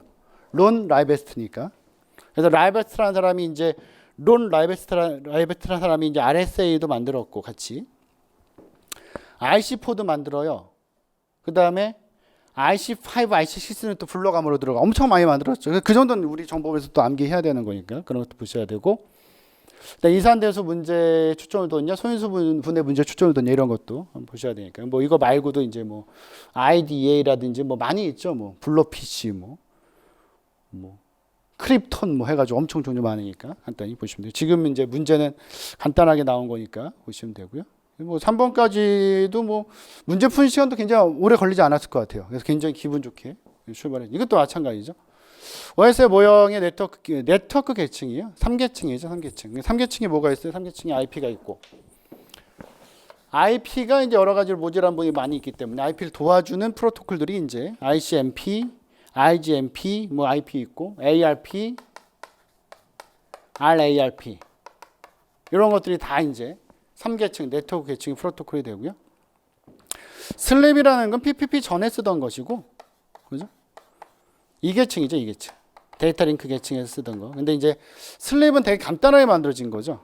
그래서 시리얼 포트 쓰는데 컴퓨터와 장치 간에 그 통신하기 위해서 쓰는 거. 근데 이제 슬립은 이런 것도 나올 수 있을 것 같아요. 예를 들어서 슬립이 이제 간단하게 구성되다 보니까 고급 기능이 없어요. 뭐 시험 문제로 나온 적은 없어요. 이게 나온 적은 없는데 여기다 슬립을 굳이 넣어놨기 때문에 한번 말씀드리는 거고, 이거 고급 기능 뭐 오류 검출 같은 게 없어요. 그래서 나중에 뭘로 대체돼요? PPP로 대체돼요, 다. 그래서 이런 것들을 싹 써놓으면서 마치 이제 슬립이랑 PPP를 반대로 써놓으면 되게 헷갈릴 수 있어요, 이런 것들은. 어려운 문제가 되겠죠, 그게. 그래서 나온 것들은 한번 요 정도까지 살펴볼 필요는 있다라고 여러분들 말씀드린 거고, 뭐 아주 중요한 내용은 아니지만 이 정도로 한번 보시면 좋을 것 같아요. 정답은 4번이 되고요. 그래서 슬랩은 이제 어차피 시리얼 포트에 쓰는 거고, 직렬 포트, 데이터 링크 계층에 속한다. 그래서 간단하게 이제 이런 프로토콜들이 있다라는 거 한번 써놓은 것이니까 보시면 될 것 같고요. 이것도 뭐 엄청 많이 나왔던 문제죠. 뭐 보자마자 그냥 딱 찍을 수 있는 거죠. 클라우드 컴퓨팅에서 이제 애플리케이션을 구축, 테스트할 수 있는 통합 환경을 제공한다. 통합 환경을 제공한다는 것은 플랫폼을 제공한 거니까 개발자들을 위한 거죠. 그러니까 이제 이건 인프라스트럭처 애저 서비스니까 이제 우리가 많이 쓰는 이제 뭐 자원 같은 거, 뭐 기업 공간 이런 거 이제 빌려 쓰는 거고, 이건 플랫폼 빌려 쓰고, 소프트웨어 빌려 쓰고, NAS는 아예 다른 걸 써놓은 거죠. 그래서 이 세 가지 1, 3, 4번 중에 3번이 정답이 되고, NSA는 사실 그런 것 같아요. 이제 뭐 나머지 해서 써놨는데 NSA 같은 경우는 사실 공무원 시험에 잘 등장하는 애는 아니에요, 이게. 근데 어디에 등장하냐면 NSA가 근래 이제 그 정보처리 기사 시험에 뭐 실기나 이런 데 많이 등장하거든요. 필기나 실기. 이제 많이 이제 단골로 등장하는 애예요. 그래서 혹시나 앞으로 시험에 또 나오지 않을까라고 생각해서 한번 해설 넣어놨으니까요. 간단히 봐놓으시면 될 것 같아요. 네트워크 결합 스토리지다. 다수의 저장 장치를 연결한 개인용 파일 서버로서 네트워크를 접속해서 데이터에 접근하는 용도의 저장 장치 시스템을 말한다라고까지 한번 봐놓으시면 좋을 것 같고요. 문제랑은 상관없는 애지만 이게 이제 그냥 툭 하나 끼워 넣긴 했지만 이게 근래 이제 또 뭐 정보 처리 기사 시험에 이런 데 또 많이 나오는 애니까 여러분들 한번 봐놓으시면은 좋을 것 같아요. 그 다음에 6번도 간단한데 이거 잘못 생각하면은 이게 뭐지 이렇게 생각할 수 있어요 또. 근데 이게 원래 이제 하면은 어떻게 하면 돼요? 또 8비트라니까 7을 먼저 써놓고, 그러니까 7 이거잖아요. 7에다가 우리가 계산하는 거 이렇게 계산하라는 거죠. 7에다가 플러스 12로 만드는데 이 12를 뭘로 해야 돼요? 2의 보수로 바꿔서 요걸 계산해가지고 이진수 바꿔서 계산해서 남은 게 이제 자료올림 있냐 없냐 봐서, 이건 자료올림 없단 말이죠. 없으면은 다시 이진수 바꿔서 마이너스 붙이면 되는데 그 과정을 다 할 필요는 없는 거죠. 제가 해설에 그걸 써놓긴 했는데 쭉 써놨잖아요. 이거 이렇게 가지고 이제 계산해가지고 2의 보수 만들어서 그것도 계산해가지고 자료를 발생하지 않았기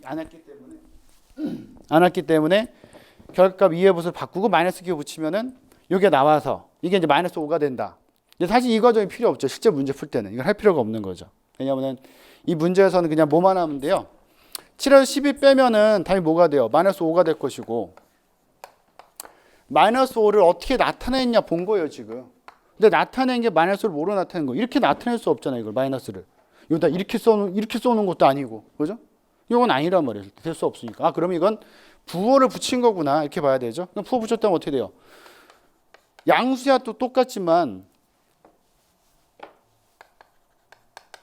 부호와 절대치로 보면은 8비트를 봤으니까 5니까 0, 1, 0, 1이 되겠죠. 이게 부호 절대치 마이너스 5가 되는 거죠. 그래서 요게 부호 비트. 나머지가 이제 수치가 되는 거니까 여기서 이제 뭘로 바꿔야 돼요? 여기서 이제 부호와 1의 보수 뭐 어렵지 않죠. 부호와 1의 보수 바꿀 때는 뭔 그대로 놔둬야 돼요, 여러분들. 부호 비트는 그대로 놔두고 부호가 바뀌면 안 되니까 부호 비트는 그대로 놔두고 나머지를 뭘로 바꾸면 돼요? 다 반전. 그러면은 1, 1, 1, 1, 0, 1, 0이 될 거고. 그럼 여기다 이제 뭐만 하면 돼요? 여기다가 플러스 1만 해주면 부호 비트는 그대로 내려오고. 그럼 얘가 이제 뭐가 돼요? 부호와 2의 보수가 되는 거죠. 그럼 1만 더하면 되니까 1, 1, 1, 1, 0, 1, 1이 되겠네. 근데 그거 표현한 거죠, 이렇게. 그래서 1, 1, 1, 1, 1, 0, 1, 1. 그래서 앞에 제가 이제 해설은 정석대로 이렇게 뒤에 해설은 이제 정석대로 쭉 달아놨는데 요 과정은 필요 없죠. 시험에서 이거 하고 있을 수는 없잖아요. 시간도 없는데. 이거 할 필요 없는 거고. 결과적으로 뭐만 하면 되는 거예요, 그냥? 마이너스 5를 부호와 2의 보수로 나타낸 것만 뽑으면 되는 거예요. 사실 이 문제는. 그렇게. 그래서 이 문제도 이제 많이 다뤄오신 분들은 이게 여러분들 항상 이제 이런 문제 풀 때마다 여러분들 항상 이제 걱정되는 게 뭐예요? 그러니까 문제를 많이 안 풀어오신 분들은 뭐가 걱정되냐면 이게 부호가 붙는 거 안 붙는 거야. 이거 부호야 아니면 부호 안 붙인 거야. 이걸 많이 걱정하시는데 그거 걱정하시는 분들 문제 많이 안 풀어서 그런 거 아직까지. 더 풀어보셔야 돼요. 딱 보자마자 어떻게 푸는 게 팍팍 나와야 돼, 이거는. 어려운 문제는 아니니까. 이거 6번까지도 이제 쉽게 나온 거죠, 6번까지도. 그래서 6번 정답은 4번으로.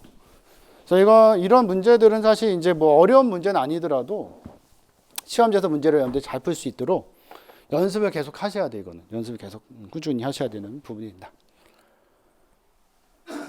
레이드도 이제 이번 1번부터 7번까지 쭉 다 쉽게 나왔네요. 수도 없이 나왔던 거죠. 그래서 레이드 0, 그러니까 영스라고 외웠잖아요. 영스 우리가. 왜냐 어차피 레이드 1, 그러니까 레이드 0, 1, 5가 제일 많이 나오고 요 부분이 제일 많이 헷갈리니까. 그래서 0이 스트라이핑이다라고 한다면은 1이 이제 미러링이 되는 거죠. 근데 여기서 이제 뭐 냈어요? 이것도 이거 아마 2015년 지방제 똑같은 문제 나왔던 거 이거 지문 이거 토시 하나 안 틀릴 거야 아마. 이 부분 좀 틀린데 이제 페리티비티 이용한 데서 틀리게 썼던 페리티비티 이용 안 하죠. 페리티비티 이용하는 것은 레이드 3, 4, 5, 6 이런 애들 쓰는 거니까. 그래서 레이드 5가 이제 분산 페리티에 쓰는 거죠. 레이드 3, 4는 분산 페리티 안 써서 병목 현상 발생했을 때 이런 내용 많이 봤던 것이고. 그래서 2번이 바로 잘못된 거를 우리가 쉽게 볼 수 있죠. 그래서 이제 이런 것들도 이게 그냥 단순 암기로 해놓으면 보기 편하니까 영스라고 외워놓고 우리 외울 때 레이드 0이 스트라이핑이다 이렇게 스트라이핑이다 외우면 되고 그 다음에 영주소 형식이 이건 스트라이핑이고 이건 스택스인데 이렇게 외워놓으면 사실 이것까지 다 외울 수 있거든요. 이거 하나로. 이제 요거 볼 때마다 문제 볼 때마다 생각하면은 나중에 시험장에서 당연히 생각나는 거니까 이런 걸로 헷갈리면 안 되잖아. 기본적인 걸로 괜히 문제 푸는 데 있어서 요거 이제 조심하셔야 되는 부분이 된다. 암기해 놓으시면 좋죠. 이게 주기적으로 나와요. 이게 시험 문제이기 때문에 쉽고 간단한 문제이기 때문에 앞으로는 나올 가능성이 높지 않다라고 잘못 생각할 수 있는데 그렇지 않아요. 계속적으로 주기적으로 계속 나오는 문제이기 때문에 하다못해 이번 지방지에 또 나올 수 있어요. 이 문제는 지방지에서 2015년에 이거 나왔었으니까. 주기적으로 계속 나오는 문제이기 때문에 알아놓으셔야 돼요. 간단하게 써놨고요. 리스크 시스크도 엄청 많이 나왔었죠. 근데 이것도 어렵게도 낼 수도 있잖아요. 사실 리스크 시스크도 어렵게 낼 수도 있는데 이건 간단히 냈어요.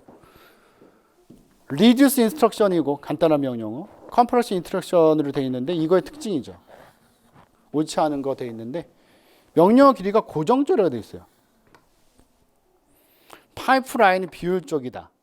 명령어 길이가 고정적이면 파이프라인 만들기가 쉬워지죠. 그래서 우리 수업 시간에 이제 심화해 보는데 리스크 파이프라인 만드는 거 구조까지 본단 말이죠.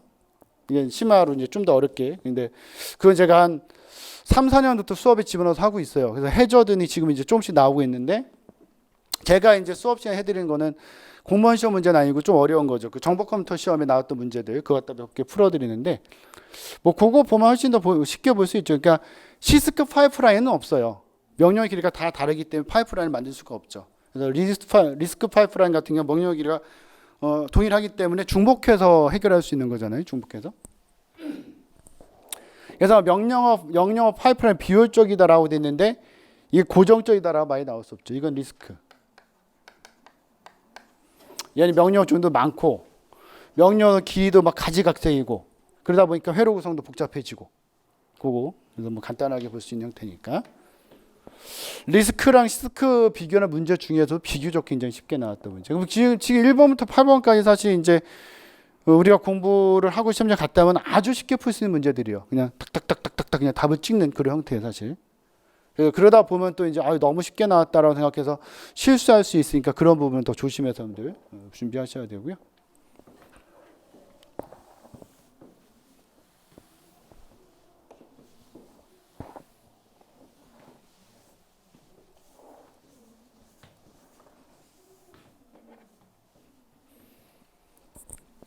그래서 이제 뭐 교재에서 제공되는 거 그대로 넣어놨어요, 표로. 여러 가지 형태들. 문제풀이 할 때도 제가 또 이제 네 가지 뭐 처리 속도는 이런 거 이제 또 특성 잡아서 또 말씀드리는 게 있는데 일단 요거 한번 읽어보시고요.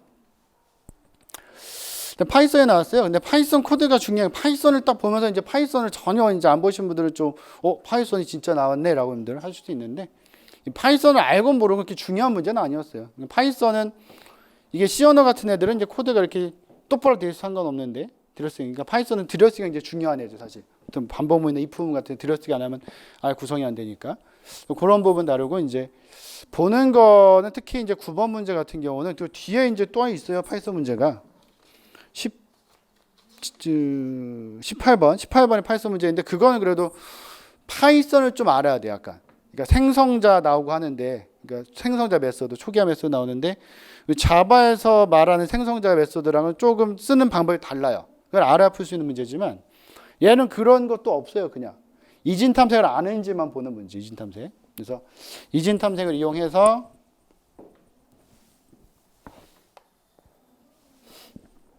자연수 데이터를 탐색하는 함수다. 그래서 가 나에 들어갈 내용을 바르게 연결한 것은 DS는 오름차순 정렬된 중복이 없는 자연수다. 왜냐하면 이진 탐색이라는 것 자체가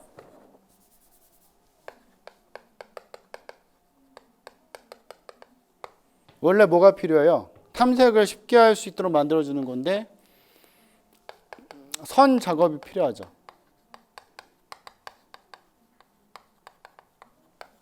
정렬이 돼 있지 않다면 이진 탐색을 할 수 없어요. 그러니까 정렬이 돼 있지 않다면 어떤 탐색을 해야 돼요? 이게 만약에 정렬이 되어 있지 않다면은 순차 탐색해야 돼요. 처음부터 쫙 봐야 돼요, 그냥.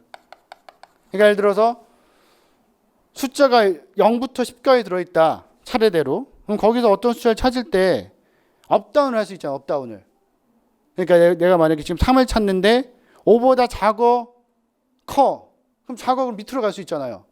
근데 만약에 0부터 10까지 숫자가 7, 8, 5, 2, 6, 8 이렇게 돼 있으면은 5 하나 딱 주고서 이거보다 커 작아 이걸 할 수 없잖아요.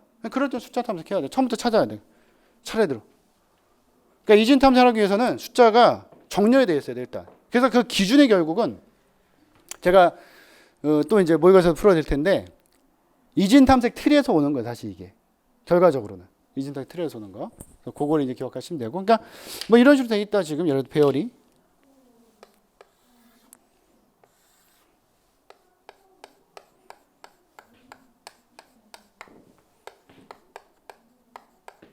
물론 이거는 이제 뭐 개수는 마음대로 조정할 수 있지만 뭐 이진 탐색에 대한 문제가 많이 나왔었어요. 또 실제 많이 또 이진 탐색하는 방법도 내는데 이건 알고리즘으로 낸 거다라고 생각하시면 되고 이진 탐색을 할 때 어떻게 써요? 제일 먼저 중간값을 찾는단 말이에요. 여기서 이게 그냥 정렬이 돼 있다. 그냥 숫자도 그냥 이걸로 쓸게요. 그냥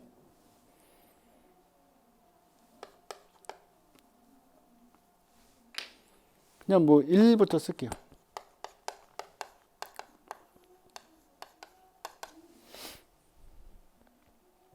그럼 지금 DS가 코드에서는 DS가 이제 배열이잖아요. 지금 배열. 요 이제 파이썬에서 본다면 배열이 아니라 정확히 하면 리스트란 말을 쓰죠. 그러니까 파이썬의 리스트가 배열이랑 똑같은 거거든요. 사실 배열 똑같은 건데 다른 점이 있다면 배열은 우리가 일반적으로 C 언어나 자바에 쓰는 배열은 동질적인 자료형만 쓸 수 있죠. 인트로 만약에 배열방 10개 꾸렸다면 인트만 들어가는데 파이썬 리스트는 안 그래요. 동질적으로 넣지 않아요. 그게 동적 인터프레터를 쓰기 때문에 어차피 변수 안 잡고도 쓰잖아요. 그러니까 파이썬이 뭐랑 비슷하냐면은 여러분들 코딩 해보셨을 때 예전에 그 비주얼 베이직 해보셨으면 걔랑도 많이 흡사해요. 굉장히 편해요 쓰는 게. 그래서 요즘에 이제 교육용으로 많이 쓰잖아요 사실. 그래서 여러분들 파이썬 같은 경우는 조금 공부해 놓을 필요 있어요. 근데 만약 C 언어나 다른 언어를 할 줄 아는 사람이다라고 한다면은 그런 말도 해요. 파이썬은 일주일 정도만 맘먹고 공부하면은 개발도 할 수 있다 이런 말을 하거든요 사실은. 그러니까 어렵진 않아요. 그러니까 약간 직관적이요. 이게 보는 그대로 되는 게 있으니까 일단은. 얘가 이제 DS가 배열 같은 애다. 리스트다 지금.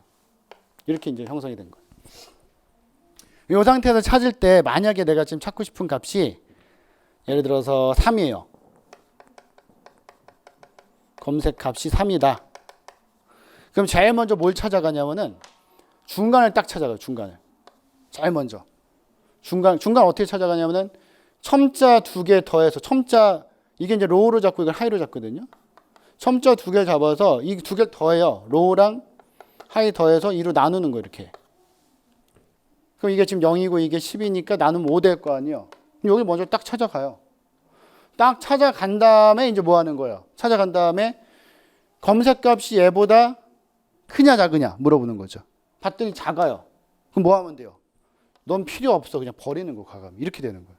그래서 이진 탐색이 실제 우리 비고표현법을 쓰면은 로그 n이 나오는 거예요. 로그 n.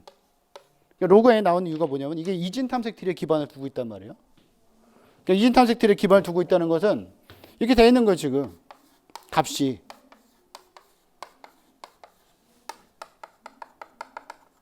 기반만 한번 보여드릴게요. 이진 탐색 트리가 있어요. 이진 탐색 트리 어떻게 만들어진 거예요? 이렇게 만들어지면은 그냥 규칙 하나밖에 없어요. 중간보다 이 값은 작고 중간보다 이보다 크다. 이거밖에 없는 거예요. 일단. 그래서 만약에 값을 넣는다면 얘가 예를 들어서 얘가 만약 10이면은 얘는 5고 얘는 15 이런 식으로 이렇게만 구성된 게 이진 탐색 트리란 말이에요. 그럼 지금 어떻게 구성되어 있냐? 이진 탐색 트리가 만들어지면은 개수가 정확히 맞지는 않겠지만 여기 6이 들어있는 거예요 지금. 근데 여기에 0, 4 더 2니까 여기 3이 들어있고 여기 9 이렇게 들어있는 거예요. 이렇게 쭉 형성된 거예요. 그러니까 어떻게 하는 거지? 이진 탐색 트리가 똑같이 이렇게 검색을 하는 거예요. 진짜 알고리즘이. 뭘 찾아가요? 3을 가지고 얘를 찾아가요 먼저. 삽입할 때도 알고리즘 이렇게 들어가거든요. 얘를 찾아가서 얘랑 딱 비교했더니 찾고자 하는 값이 얘보다 작아요. 그럼 이게 뚝 잘라서 버려요. 여기 아무리 많아도. 로그 n이 되는 거예요. 이게. 근데 다만 이제 이진 탐색 트리는 균형이 맞을 때도 있고 불균형이 될 때도 있죠. 왜냐면 이진 탐색 트리가 이렇게만 만들어질 일은 없으니까. 이렇게 만들어질 수 있으니까. 그럼 이때는 이제 다르죠. 이거 뭐 나중에 보겠지만 이게 로그 n이고 이제 이건 로그 n이 된단 말이에요, 분명히. 그래서 이진 탐색 트리를 균형 맞추려고 만든 애들이 탐색 구조예요. ABL 트리라든 이런 애들. 뭐 레드 블랙 트리, 2, 3 트리 이런 거. 그래서 그건 나중에 이제 더 볼 내용이고 이거만 본다면은 요런 구조를 알아놓으면 보기가 훨씬 더 쉬운 거예요, 이게. 알고리즘을. 이 구조 쫙 알아놓으면. 그래서 요걸 찾아보고 만약에 3이다 그러면 요걸 버릴 거 아니에요. 그럼 어떻게 해야 돼요? 하이를 일로 당겨야 돼요. 여기 어차피 버릴 거니까 이 하이를 일로 당겨오면 된다면 이렇게. 이게 지금 미드일 거니까 여기는 뭐가 돼? 미드 마이너스 1이 되는 거고. 미드 마이너스 1. 그럼 만약에 지금 우리가 찾고자 하는 값이 3이 아니라 8이었다. 그럼 반대로 어떻게 돼요? 이게 버려야 되는 거죠. 이만큼을. 이만큼 버리려면 로우가 어디로 당겨져요? 일로 당겨져요. 로우가. 이쪽으로 보는 거니까. 그러니까 여기 버리는 거 똑같은 거 이렇게 버리는 거라. 그럼 일로 당겨지면 여기가 미드, 여기가 미드니까 플러스 1이 되는 거죠. 이렇게. 그거만 알면 돼요. 그러니까 아무것도 아니에요. 사실은. 그래서 이 코드를 뭐 분석하고 이런 게 아니라 결국 구조를 알아야 된다. 구조를. 사람들이 구조를 알아야 되는데 이건 뭐 많이 볼 거니까 이제 앞으로. 그래서 지금도 이제 구성되어 있는 게 DS랑 키를 넣어서 이제 로우에다 0을 줬고, 이게 요걸로 그냥 본 거예요. 로우에다 0을 줬고, 하이에다가 len ds 마이너스 1을 줬으니까 지금 이 방이 총 몇 개요? 지금 하나, 둘, 셋, 넷, 11개인데 하이에다가 빼기로 해서 10을 준 거죠. 그러니까 결과적으로 이제 이거 다시 좀 깨끗이 쓴다면은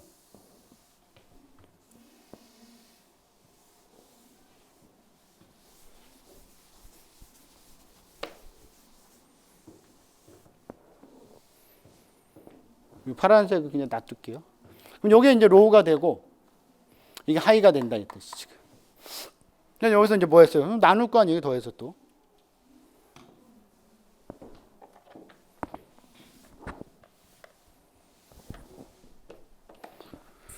그래서 로우가 하이보다 작거나 같은, 그러니까 로우가 하이보다 작거나 같냐? 작죠? 로우가. 그래서 미드에다가 이제 로우 플러스 하이에서 이제 2로 나눈 거죠. 나누기가 이 표시가 좀 특이하죠? 파이썬. 파이썬에서 이렇게 나누려면은 실수형이 나와요. 소수점 포함된 거. 근데 이렇게 나누면은 그냥 목만 나오는 거죠. 정수형으로 목만. 그래서 이렇게 쓰는 거 우리가. 소수점까지 쫙 나오니까 이걸로 나누기라면. 우리가 이제 일반적으로 쓰는 C 언어나 이제 그 자바랑은 좀 다르죠. 쓰는 게 좀 다르고. 왜냐하면 이제 C 언어나 자바는 자료형을 미리 줘야 되잖아요. 그 자료형 갖다 움직이는 거, 인트냐, 뭐 아니면 더블이냐, 플로치냐에 따라 움직이는 거고, 얘는 자료형을 안 잡고 쓴단 말이에요. 그냥 뭐 비주얼 베이직이나 우리가 지금 쓰고 있는 파이썬이 동적 인터프리터를 쓰기 때문에 동적 타이핑이잖아요. 그러니까 변수는 안 하고 그냥 쓰는 거예요. 그냥 쓰면 지가 알아서 잡아주거든요. 그래서 나누기를 갖다가 할 때도 저 미드라는 변수가 따로 잡혀있지가 않아요. 지금. 그러니까 어떤 걸로 할지 얘 모르는 거예요. 지금. 위에서 인트 미드를 썼다면은 정수로 이제 출력을 해주고, 그게 아니니까 나누기를 두 개로 만들어 놓은 거예요. 하나짜리가 있고 두 개짜리가 있고, 이렇게 보시면 되는 거고.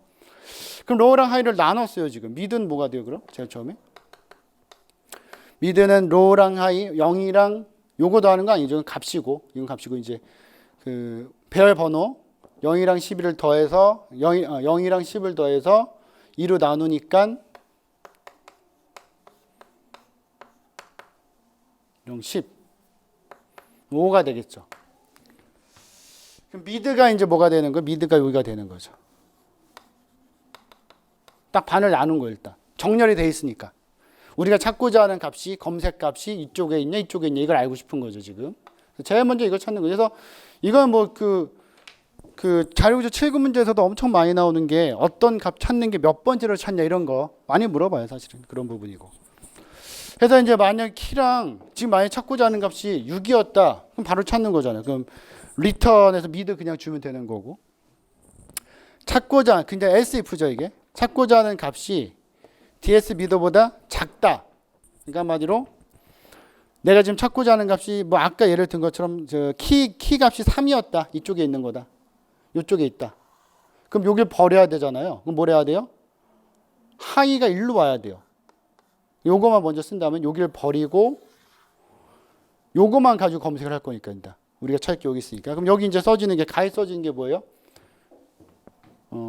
하이에다가 미드 마이너스 1을 하면 되겠죠.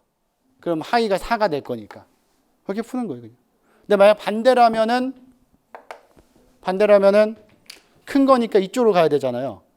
그러니까 아까는 여기서 요 부분을 이제 검색을 대상을 삼으려고 했던 건데 만약에 이제 이쪽을 버려야 된다라고 한다면은 요걸 대상으로 해야 되니까 그러니까 요 자리가 로우가 돼야 되는 거죠. 로우. 미드 현재 5니까 플러스 1 이렇게 되는 거예요. 그래서 가 나를 요걸로 골랐으면 되는 거죠. 그래서 지금 가 자리가 하이에다가 미드 마이너스 1을 하는 거고 그 다음에 로우에다가 미드 플러스 1을 하면 되겠죠. 몇 번이에요 그럼? 2번이죠. 이렇게 되는 거죠. 그래서 이 코드 자체가 뭐 파이썬에 나왔다고 해서 이건 뭐 어렵거나 그런 문제는 아니었다라고 보시면 되는 거고.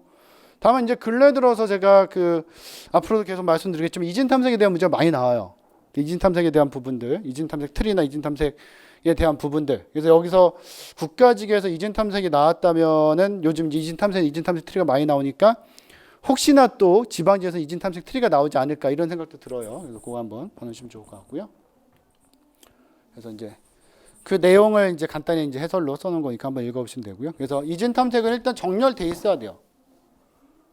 선 작업이 정렬돼 있어요. 정렬이 돼 있지 않다면은 찾을 수가 없고, 그래서 팔의 중앙의 킥값과 비교해서 탐색 대상이 이제 반으로 감소될 수 있도록 만들어지는 형태가 된다. 뭐 이렇게 보시면 될 것 같아요. 그래서 해설 일단 보시고요.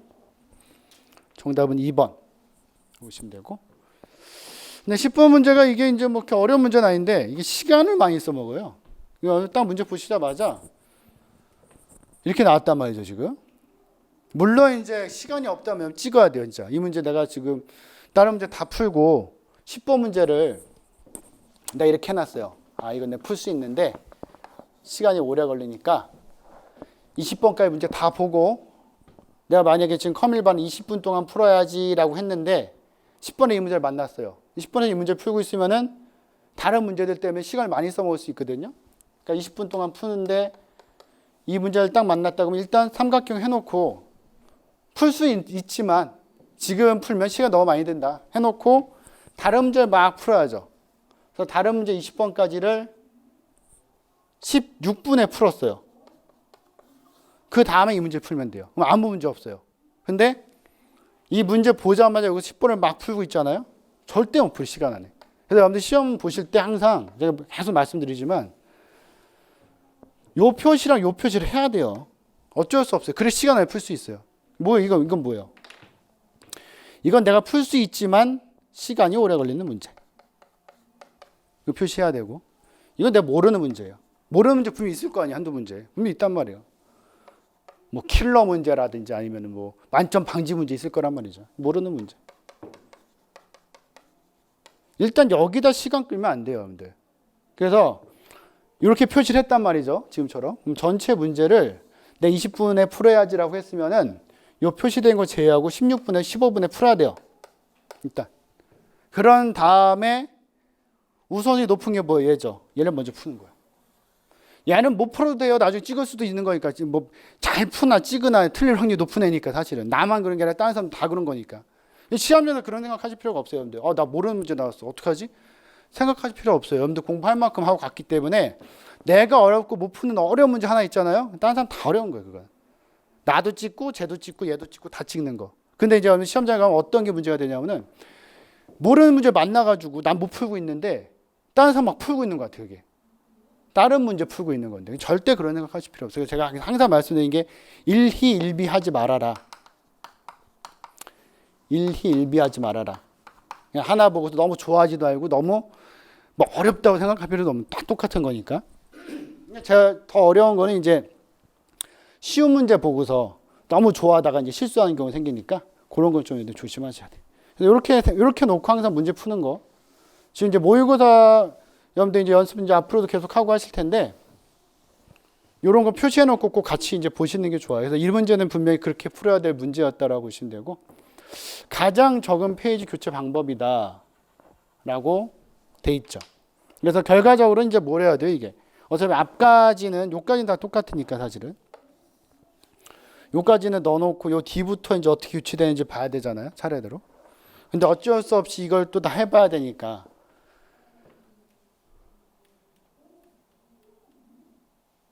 요 네 가지를 이거 해야 되잖아요. 피포도 해야 되고. 근데 어차피 여기까지는 똑같아요. 여기까지는. LFU도 해야 되고. LFU는 이제 참조 횟수가 적은 게 교체가 되는 거고. LRU도 있고. MFU는 참조 횟수가 많은 게 교체되는 거죠. 오히려 반대적인 개념. 시간이 좀 걸릴 수 있다라고 보시면 되고. 근데 이제 진짜 시간이 없어서 이 문제를 내가 이제 이 문제 나중에 풀어야지라고 생각하고 이제 다른 문제 다 풀고서 20분까지 풀었더니 21분이 걸렸어요. 20분에 풀었어야 되는데. 21분이 걸리면서 이렇게 걸리면 안 되겠지만 이거 풀 시간이 없어요. 그런데 찍어야 돼, 만약에. 그럼 어떤 걸 찍어야 될까요? 보기 4개 딱 보고서 페이지 교체, 가장 적은 페이지 교체. 그럼 1, 2, 3, 4번을 딱 보면서 어떤 걸 풀어야지만 여러분들이 제일 잘 찍었다라고 뭐 어차피 문제 푸는 거야. 근데 뭐 시간만 있으면 이거 풀 수 있는 문제니까. 어떤 걸 찍어야 제일 잘 풀었다고 할까요, 이거를? 지금 쭉 내공 있으신 분들은 아마 저걸 답으로 하면 될 것 같은데 라고 생각하실 거예요. 3번 LRU. 어차피 이걸 확률적으로 계산하더라도 옵티멀이죠. 최적화 기법. 이거 다음이 LRU예요. 사실은 쫙 순위 매기면은. 어차피 LRU가 그 폴트가 제일 적게 나는 거니까 사실은. 그렇게 보시면 돼요. 그래서 물론 이제 그렇게 풀면 안 되죠. 시험에서는. 그렇게 풀더라도 나중에 검토를 해야 되겠지만. 그래서 삼각형 해놓고 일단은 여기다 이제 점 하나 쳐놓은 다음에 나중에 와서 풀 때 이런 식으로 이제 계산해 봐야죠. 이렇게. 이건 뭐 해설을 써놨으니까 어려운 거 아니니까 한번 확인해 보시고요. 그래서 정답은 3번으로 이제 풀어야 되는데 이제 해봐야죠. 시간이 좀 오래 걸렸다. 이렇게 보시면 되고. 11번도 뭐 그냥 보자마자 딱 나오는 거죠. 뭐 엄청 많이 나왔던 문제니까. 상호배제, 비선점, 순환대기, 점이화대기. 그러니까 선점이면은 교차선대 발생 안 하죠. 뭐 너무 쉬운 문제니까 따로 제가 표시는 안 해드릴게요. 보시면 되고. 왜냐면 기출문제 또 워낙에 많이 나왔던 문제이기 때문에 제가 뭐 더 이상 많은 설명 이건 해드릴 필요가 있는 문제는 아닌 것 같아요. 12번도 마찬가지. 이거 뭐 아주 기본적인 거. 그러니까 이게 문제가 굉장히 쉽게 나왔어요. 그러니까 이게 제가 볼 때는 뭐 뒤에 뭐 코드 문제 뭐 어려운 게 좀 있고 뭐 그런 건 있긴 하지만 그래도 전체를 봤을 때는 하 난이도의 문제들이 많았던 거죠. 그래서 비선점이랑 이제 선점의 종류를 알고 있으면 풀 수 있는 문제가 되고. 그래서 간단히 비선점은 FC, FS, SJF, HRN. 그다음에 선점은 이제 SRT, RR, 멀티 레벨 큐나 멀티 레벨 피드백 큐. 그래서 수업 시간 중에 제가 이제 이게 어렵게 나오지 않을까 해서 심화 시간이나 모의고사에서는 요거까지도 제가 알고리즘 스케줄링 하는 걸 봤는데 그런 걸 공부한 것 치고는 사실 이제 이 문제의 수준은 굉장히 낮은 거죠. 일단 낮은 건데 일단 종류 알아놓으셔야 되고 각각이 어떻게 진행되는지 다 알아야 되고 그중에서 문제를 제일 많이 나왔던 건 아무래도 라운드 로빈이 단연 제일 많이 나왔죠. 많이 나왔고 근래 들어서 이제 SJF라든지 SRT라든지 HRN 같은 것도 이제 문제도 또 많이 나오고 있다라고 보시면 될 것 같아요. 종료 문제 낸 거. 그래서 정답 이제 2번 선정 2번이 된다. 정답 1번 기억 니은으로 보시면 되고요. 13번 트리형 토폴로지에 대한 설명을 옳지 않은 거. 뭐 어렵진 않아요, 사실. 어렵진 않은데 말이 이제 이렇게 좀 이것저것 섞어놓은 것 같아서 헷갈릴 수 있는 거죠. 병목 현상이 병목 현상은 나타날 수 있어요. 왜냐하면 트리가 어차피 간다면은 이런 식으로 쭉 가는 거기 때문에 이게 쫙 퍼지는 거잖아요. 뭐 이진 트리만 가는 건 아니니까. 뭐 이런데 병목 현상 생길 수 있겠죠, 분명히. 그래서 병목 현상이 나타나지 않는다가 잘못된 거고. 뭐 확장 용이하다 이건 많이 쓰는 말이니까 분산 처리 방식 구현할 수 있고. 근데 4번이 여러분들 딱 보면은 이게 1번에 있으면 좀 헷갈릴 수도 있을 것 같아요. 중앙에 서버 컴퓨터에 장애가 발생하면은 전체 네트워크에 영향을 준다라고 되어 있어요. 이거는 스타형 아닌가라고 생각할 수 있는데 원래 트리형이 스타형 플러스 버스형이에요. 스타형에 버스형을 도입한 게 지금 우리가 보는 트리형이에요. 왜냐하면 우리가 이렇게 생겼다고 하니까 이제 보는 건데 이게 이진 트리만 있는 게 아니잖아요. 막 이렇게 있잖아요, 이게.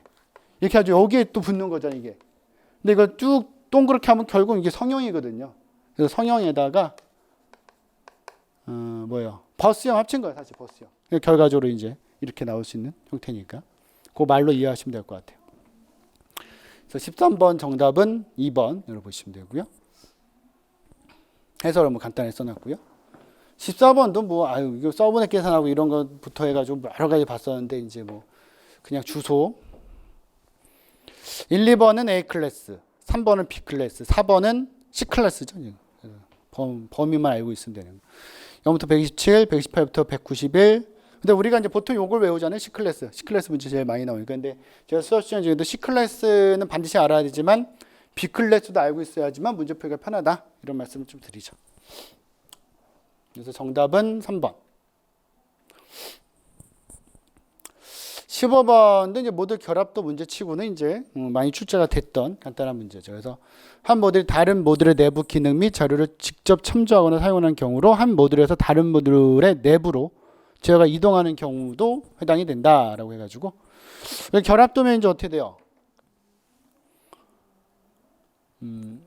결합도는 일단 좋지 않죠. 그러니까 모듈 응집도가 있고 결합도가 있는데 쉽게 얘기한다면 이제 그 모듈화가 잘 되었다라고 평가하기 위해서는 그 모듈의 독립성이 높아야 되는 것이고 자기 혼자 일을 할 수 있어야 된다 이거죠. 독립성이 높기 위해서는 응집도는 높아야 되지만 결합도는 낮아야 되죠. 그래서 이제 응집도라는 거는 뭐가 돼요? 응집도라는 것은 단일 모듈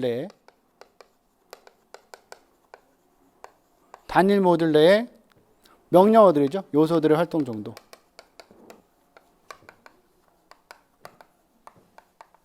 그러니까 그 모듈 한 개에 있는 명령어들 요소들을 얼마나 잘 합쳐서 일을 하냐, 잘하냐. 그러면 이제 그 응집도가 높다면은 독립성도 높고 모듈화가 잘 됐다고 평가할 수 있는 것이니까. 근데 결합도는 마찬가지로 응집이나 결합이 둘 다 뭔가 이렇게 합치거나 뭐 이런 개념이지만 뜻이 다른 게 뭐가 되냐면 얘는 두 모듈 간이요. 두 모듈 간에 뭐라고 써야 돼요? 이렇게 뭔가 얼마나 의존 많이 하냐. 상호 의존성. 한마디로 이제 두 모듈 간에 상호 의존을 많이 한다면 독립성 떨어질 거 아니에요? 그럼 이제 어떤 게 뭐가 문제가 되냐면은 어떤 모듈 하나를 갖다가 대사용해야 되는데 그 모듈만 재사용할 수 없고 다른 모듈 같이 갖고 가야 된다는 뜻이에요, 이게. 그래서 이제 요거 뭐 여러분도 외우고 계실 것 같아요. 응집도는 이제 뭐 높은 것부터 기순 통제 신호는 기능적, 순차적, 통신적, 절차적, 시간적, 논리적, 우연적. 높은 거, 낮은 거. 결합도는 내용, 공통, 외부, 제어, 스탬프 데이터. 그래서 기능적 응집도가 가장 좋은 거고, 왜냐면 응집도 높아야 좋으니까. 결합도는 데이터 결합도가 제일 좋은 거죠.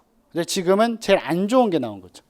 한 모듈이 다른 모듈의 내부 기능 및 자료를 직접 첨부하거나 사용하는 경우로 한 모듈에서 다른 모듈의 내부로 자료가 이동한다. 뭐 그때 뭘 많이 써요, 실질적으로. 그때 많이 쓰는 게 고우투 많이 쓴단 말이에요, 고우투. 그래서 보통 이제 이건 좀 자세히 써줬는데 7급에서 문제 내면은 고우투 써가지고 문제 많이 내요, 이거 사실은. 고우투를 다른 모듈로 제어가 이동되는, 분기하는 거니까. 근데 이것도 이제 뭐 어느 정도 결합도는 좀 암기해야 되는 게 이제 공통 결합도는 뭐예요? 공통적으로 쓰는 부분이 있는 거니까 이건 전역 변수 쓰는 거고. 외부는 사실 그렇게 중요하진 않아요. 근데 이제 외부 변수 사용하는 거고. 그 C언어로 따진다면 이제 그 이스턴 쓰는 거. 근데 제어 많이 나오죠. 제어. 오히려 제어가 더 많이 나오죠. 제어는 이제 플래그, 스위치. 플래그나 스위치 써서 이제 다른 모듈을 참조하긴 하는데 전체를 참조하는 건 아니고 그 신호에 맞춰서 딱 하나만 참조하고 하는 거. 참조한 부분이 적어지는 거고. 근데 스탬프 중요해요. 스탬프는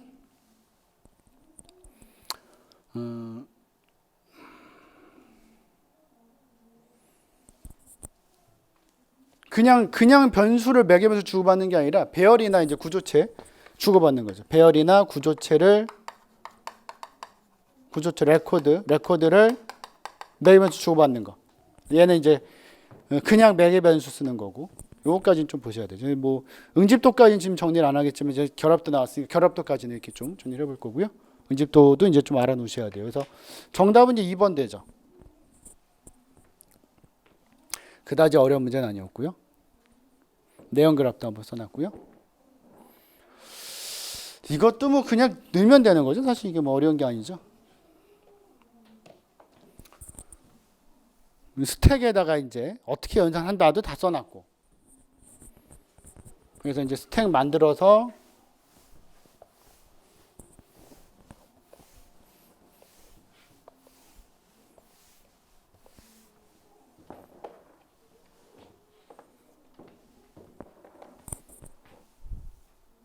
그래서 create SN 스택을 위한 크기 n에 비어 있는 배열 S를 생성하고 탑을 마이너스 일반적인 그 자료 구조 우리 그 공무원 시험 997부에서 나오는 이제 그 스택의 알고리즘이죠.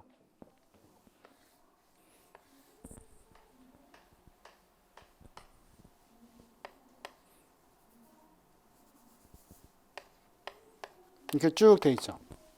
그래서 이제 N개를 만드는데 처음에 탑의 위치를 마이너스 1로 두겠다.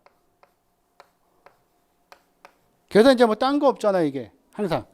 탑의 위치가 마이너스 1이면은, 그러니까 원래 이제 우리 일반적으로 배우는 알고리즘이나 자료구조 책에서는 알고리즘 자체가 탑을 0에 두는 경우가 많아요. 여기서 시작하는 경우가 많단 말이에요. 그럼 반대가 돼요, 사실. 왜 그러냐면은 탑을 여기다 두면은 삽입할 때 뭐가 돼요? 삽입할 때 아이템을 삽입한 다음에 탑 증가해요. 거꾸로 쓰세요. 마이너스 1이면은 탑 증가 후 아이템 삽입. 삭제는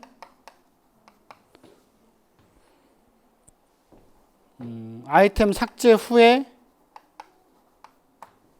탑 감소.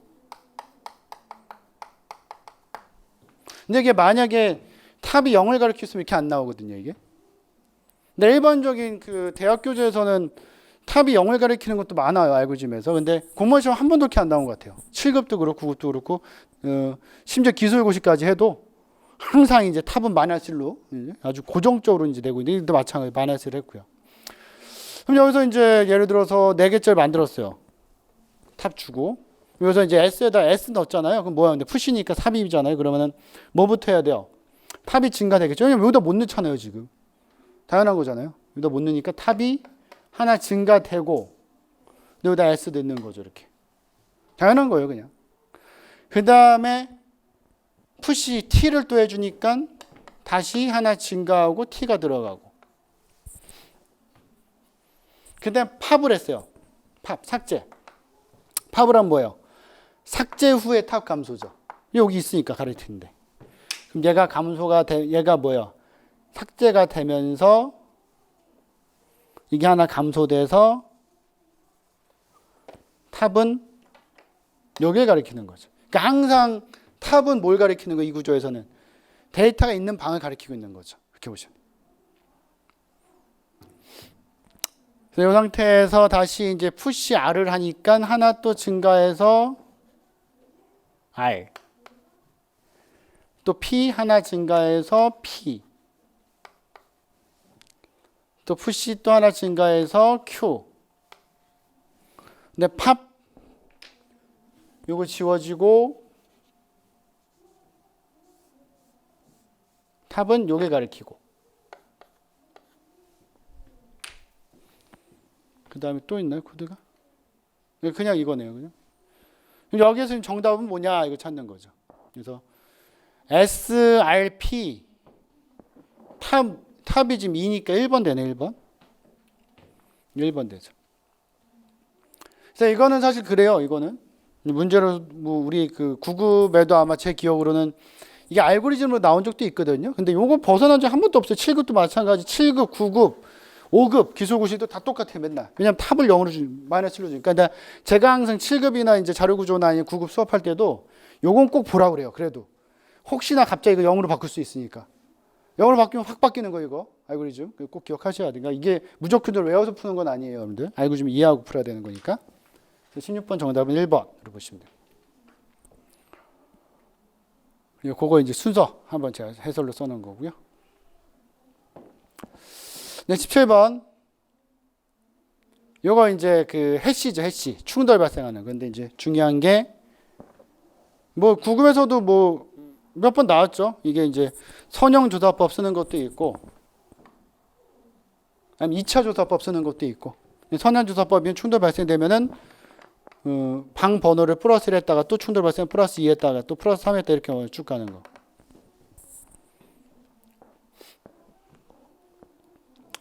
HK가 이제 K 모두 11이니까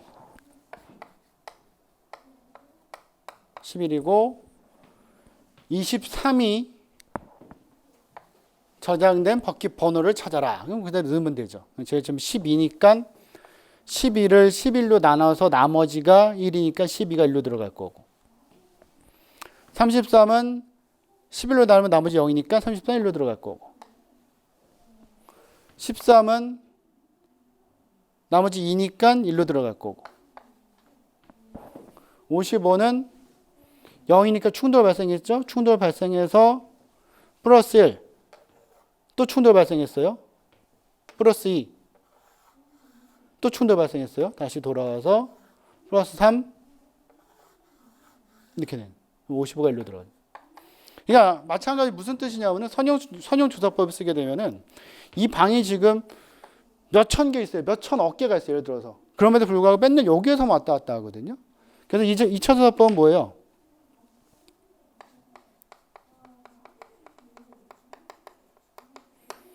그냥 플러스 1 이렇게 하지 말고 플러스 1의 승. 그러니까 어차피 똑같지만 플러스 2의 승.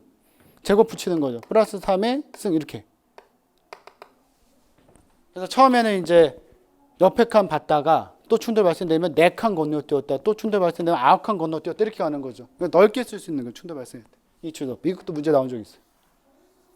근데 지금은 선형조사법이니까 이렇게 되는 거. 그 다음에 이제 마지막 요거까지 하면 되겠는데 다 할 필요도 없네. 23만 보면 되니까. 23.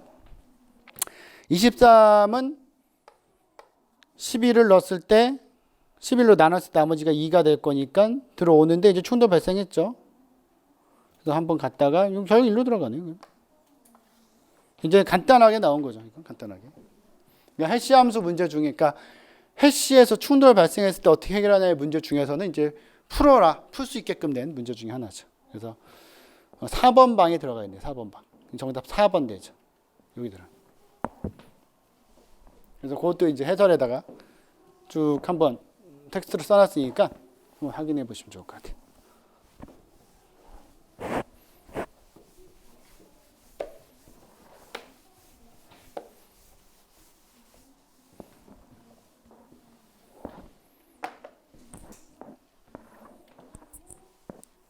이 18번이 이제 그 객체 지향 쪽 파이썬 코드가 나온 건데, 이제 파이썬 코드가 이제 처음 나왔고 객체는 좀 안 봐가지고 헷갈린다라고 보실 필요는 없어요. 이게 그렇게 어려운 문제는 아니에요. 간만 있으면 충분히 풀 수 있는 것이고.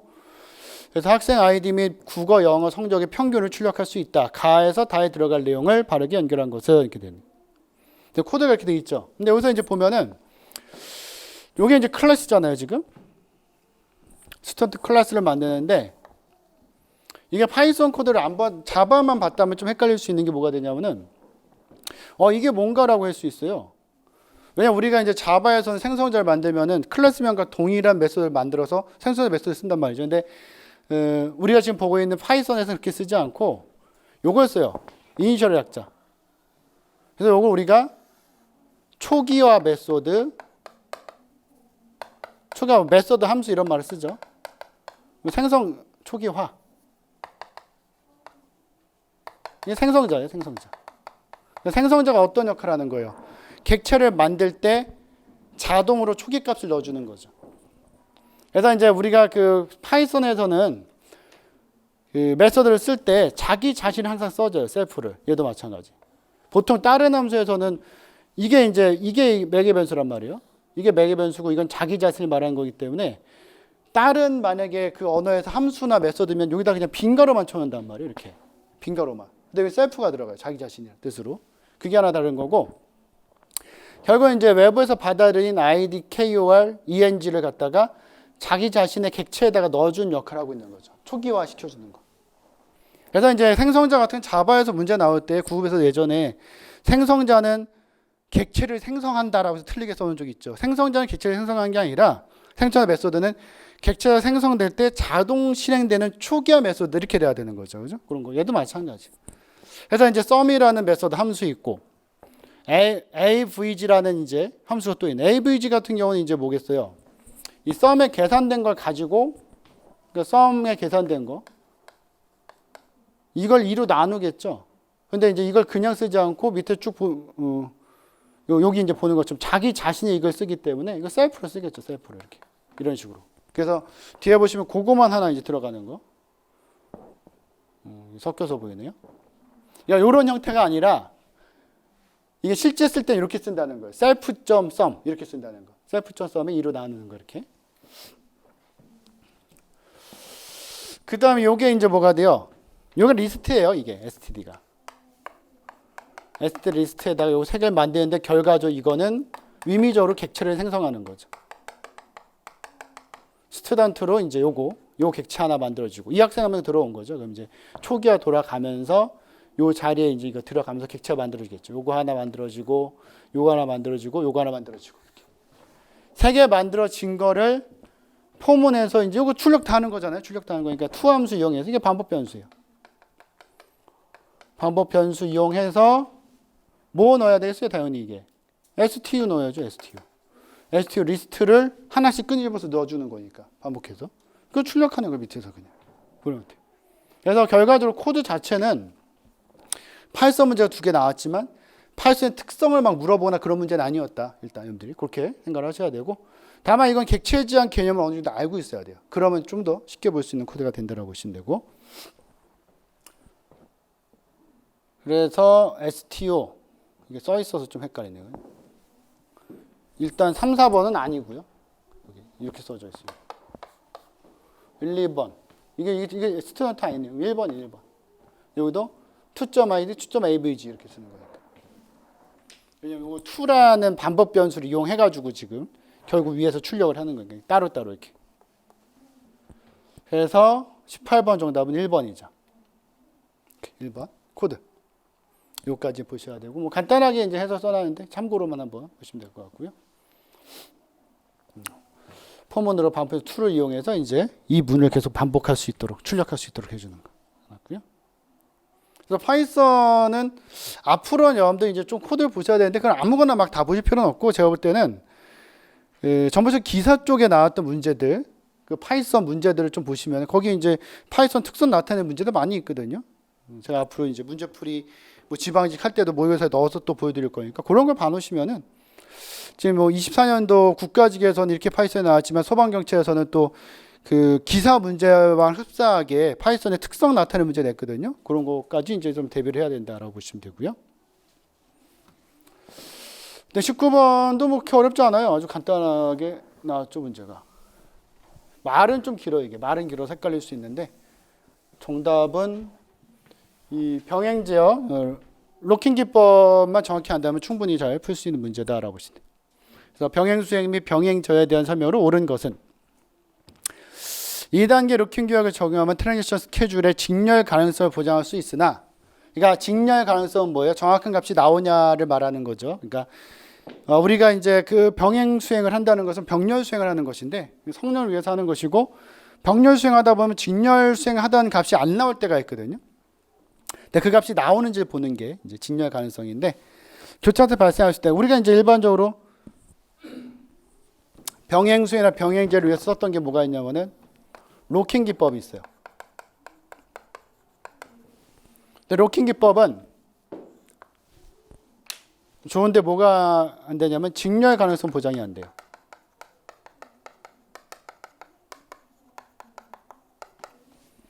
그러니까 로킹 기법은 락이나 언락을 그냥 하는 거거든요. 락이나 언락을 하는데 그 순서가 정해져 있지 않아요. 그러니까 직렬 가능성 보장이 안 되는 거예요. 그러니까 이런 거예요. 트랜지션 1번과 트랜지션 2번이 트랜지션 1번 처리하고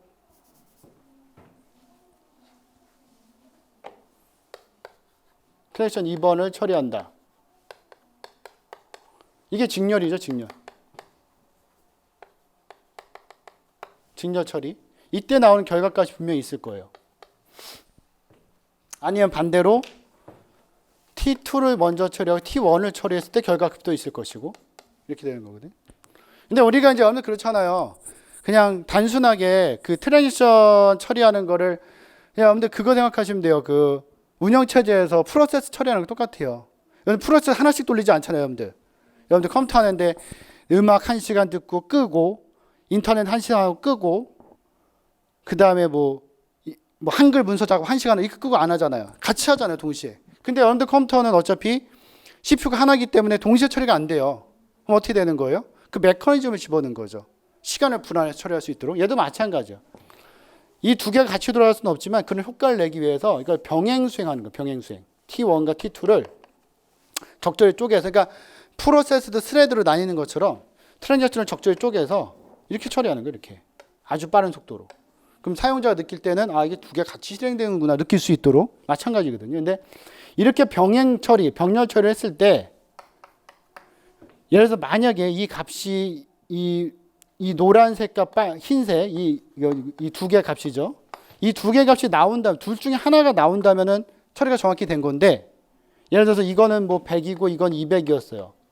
근데 여기서 나온 값이 이게 안 나오고 300이 나왔다? 그럼 이렇게 처리 못 하는 거예요. 잘못된 거니까. 이걸 확인하는 게 직렬 가능성이에요. 그러니까 직렬 처리할 때는 볼 필요가 없는데 성능을 생각해서 병렬 수행할 때, 병행 수행할 때 진짜 이렇게 처리되는지를 보는 게 직렬 가능성이거든요. 그러니까 이거잖아요. 내가 성능 좀 높이려고 했어요. 그러니까 뭐 계산기 하나 만들었는데 2 더하기 5가 7이 나오는데 그게 5초 걸려요.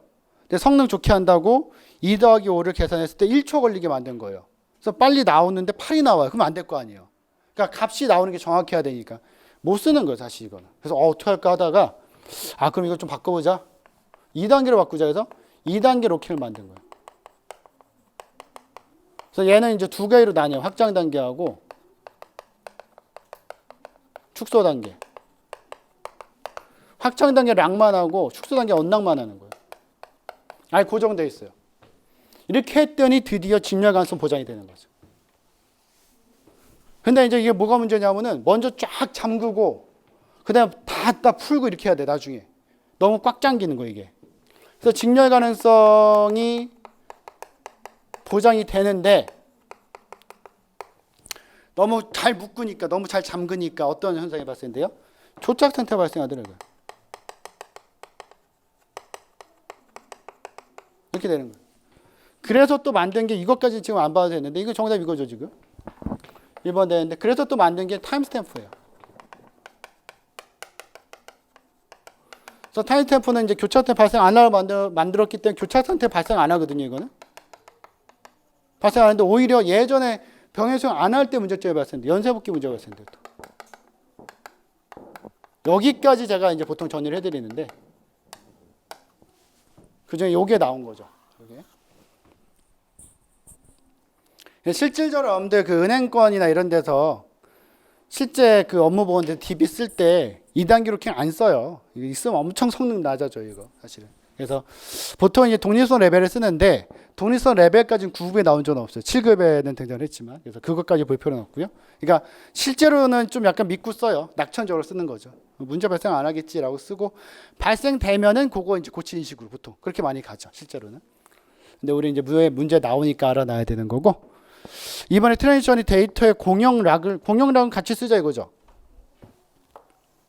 공용락을 생각하면 공용락은 언제 걸리냐면은 이게 이제 SG락 쉐어락이잖아요. 쉐어락 같은 거 언제 걸리냐면은 A라는 자원이 있는데 트랜지션 1이 나 이거 리드만 할 거야 했어요. 그럼 리드로 묶었어 이렇게 한 거야. 리드. 난 리드만 할 거야 그랬어. 그랬더니 T2가 나도 리드만 할 건데 그런 거예요. 그렇잖아요. 사실 보기만 하는 거는 여러 사람 같이 봐도 상관없거든요. 근데 막 서로 간에 뭔가 막 고치면은 그때 뭐가 문제가 발생되는 거. 같이 묶어서 보는 거예요. 너도 보고 얘도 보고.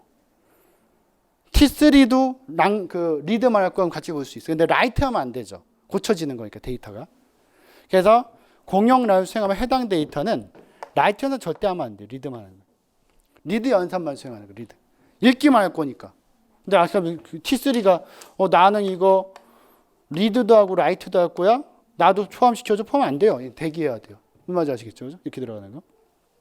그래서 만약 라이트가 들어가면은 쉐어락이 아니라 익스클루시브 락, 그죠? 그 베타적 락을 설정해서 이제 해야 되는 거고. 그래서 그거 잘못됐고.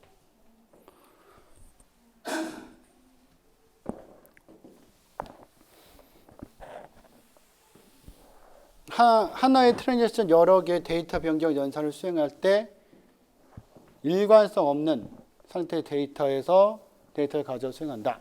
모순성이죠, 모순성. 이거는 모순성을 나타내는 거고.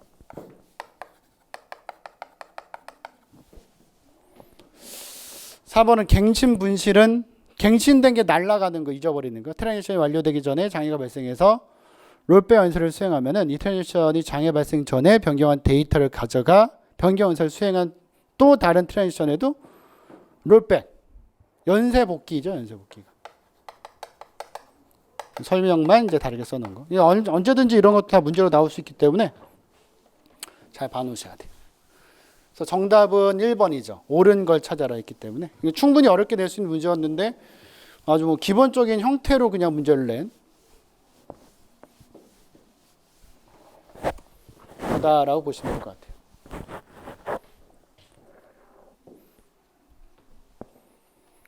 그래서 서열명 한번 써놨으니까요. 리드만 하고 모순성, 연쇄복귀까지 써놨으니까 보시면 되고. 그 다음에 이제 어떻게 보면 제일 어려운 문제였어요. 이게 일반적인 형태의 문제는 아니었기 때문에 제일 어려운 문제였다. 이게 이제 보게 되면은 그냥 단순한 재기호출 낸 것 같은데 그게 아니라 이게 프린트F가 좀 여기 있어요. 프린트문이. 그래서 수행되는 순서를 잘 알아야 되는데 어차피 이게 수행되면은 활성 레코드가 들어갈 거 아니에요? 활성 레코드가. 리커시브 5부터 들어가는 거죠. 호출하고 있으니까 지금. 그럼 리커시브 5에서 단수를 볼 때는 요거예요, 그냥. 요건 뒤에 있으니까 제가 쓰지는 않을게요. 리커시브 5에서 썸 잡아주고 n이 2보다 크면 리커시브 n-1가 n-2 이게 피보나치 수열 쪽에서 쓸 수 있는 그런 비슷한 코드죠.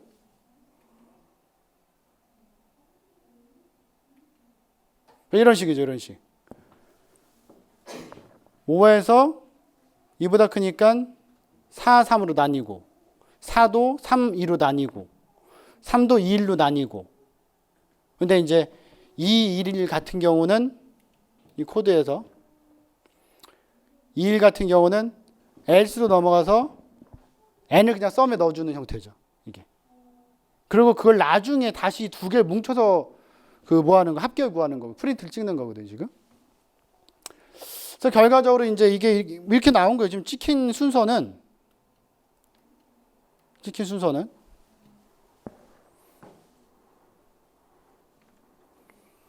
여기서 이제 3이 나온 거고요. 3. 그 다음에 여기서 5가 나온 거고 복귀된 순서가 이렇게 돼요. 5가 나오고 3, 5 나왔죠. 그 다음에 여기서 또 3이 나오고 그 다음에 전체적인 부분에서 8이 나오는 거죠. 이렇게. 근데 여기서 중요한 게 뭐냐면은 그러고서 8을 갖다가 리턴해 준 다음에 그걸 리조트로 뽑아서 출력하니까 8이 더하면 한 번 또 나온 거예요. 이게. 마지막에 여기서 8이 또 한 번 나오니까 이렇게. 그래서 결과적으로 이제 아까 뒤에서 본 것처럼 이 상태에서 리턴되는 8이 맨 마지막에 메인에서 출력되니까 이렇게 출력이 된 거죠. 이렇게. 근데 이걸로만 끝내면 안 되고요. 이게 어떻게 나올 수 있냐면은 예전에 나오던 형태로 된다면은 이게 더 어려워질 수 있는데 이게 예전에 프로그램 원에 나올 때는 이게 어떻게 나올 수 있냐면은 봐보세요.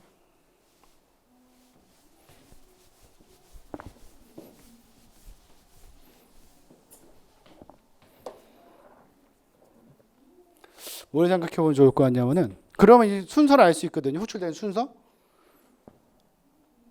이거를 이쪽으로 넣어보는 거 이쪽으로. 호출되는 순서 그대로 알 수 있어요. 이게. 그럼 어떻게 되냐면은 이게 지금 볼 때마다 헷갈리는데 잘 봐야 돼요. 그래서 이걸 보면서 써야 됩니다. 오른쪽부터 이게 실제 호출된 거꾸로 되기 때문에 이게 이제 활성 레코드 들어갈 때는 리커시브 5 들어간 다음에 이게 들어가요. 먼저 오른쪽 거부터. 그래서 R 리커시브 3 호출되고 그 다음에 오른쪽 리커시브 1 호출되고 리커시브 2 호출되고 이렇게 돼요. 그래서 요거 됐죠? 그 다음에 4가 돼요. 그 다음에 리커시브 4가 되고 여기 4에서도 왼쪽 먼저 하는 거죠. 왼쪽. 리커시브 2가 되고 그러니까 실제 스택에 들어간 활성 레코드 이렇게 들어간다는 거예요.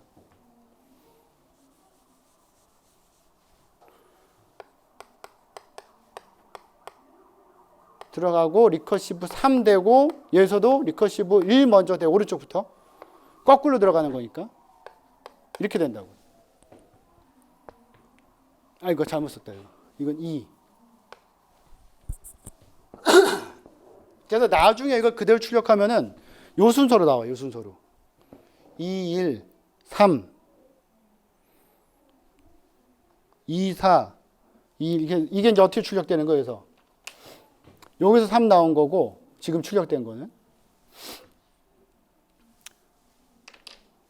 여기에서 2랑 3이니까 5가 나온 거고 여기에서 3이 나온 거고 여기에서 마지막 8이 나온 거 이렇게 이런 개념이에요. 그래서 만약에 이거를 아까 본 것처럼 이렇게 옮겨놨잖아요. 옮겨놨으면 답이 뭐냐면은 이게 나온다고. 이 순서가 정답이 이렇게 옮겨져 있으면 요거까지 알아놓으셔야 돼요. 요거까지. 그래야 이 순서를 아는 거예요. 아까 그거 보면 이 그림만 보고 순서를 안다고 볼 수 없는 거 이게. 이것만 가지고는 이렇게 문제나 못 풀어요. 절대. 이 순서를 알아놔야 돼요.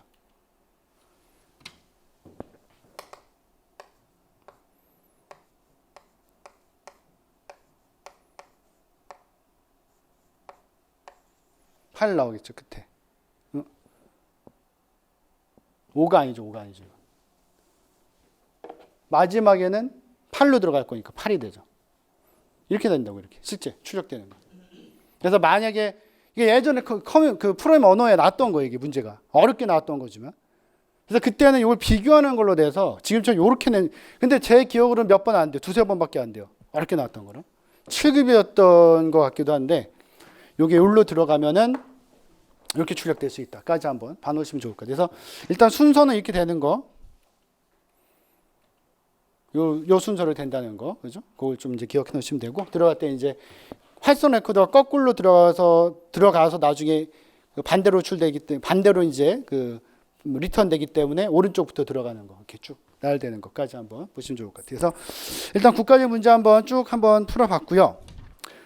문제가 이제 뭐 쉬운 것도 있고 좀 어려운 것도 있는데 일단은 이제 뭐 앞으로 또 이제 시험이고 지방지 또 준비하셔야 되니까 일단 요거 한번 같이 잘 한번 풀어보시고 전 또 이제 다른 수업에서 또 여러분들 다시 또 만나 뵐게요. 예, 수고하셨습니다.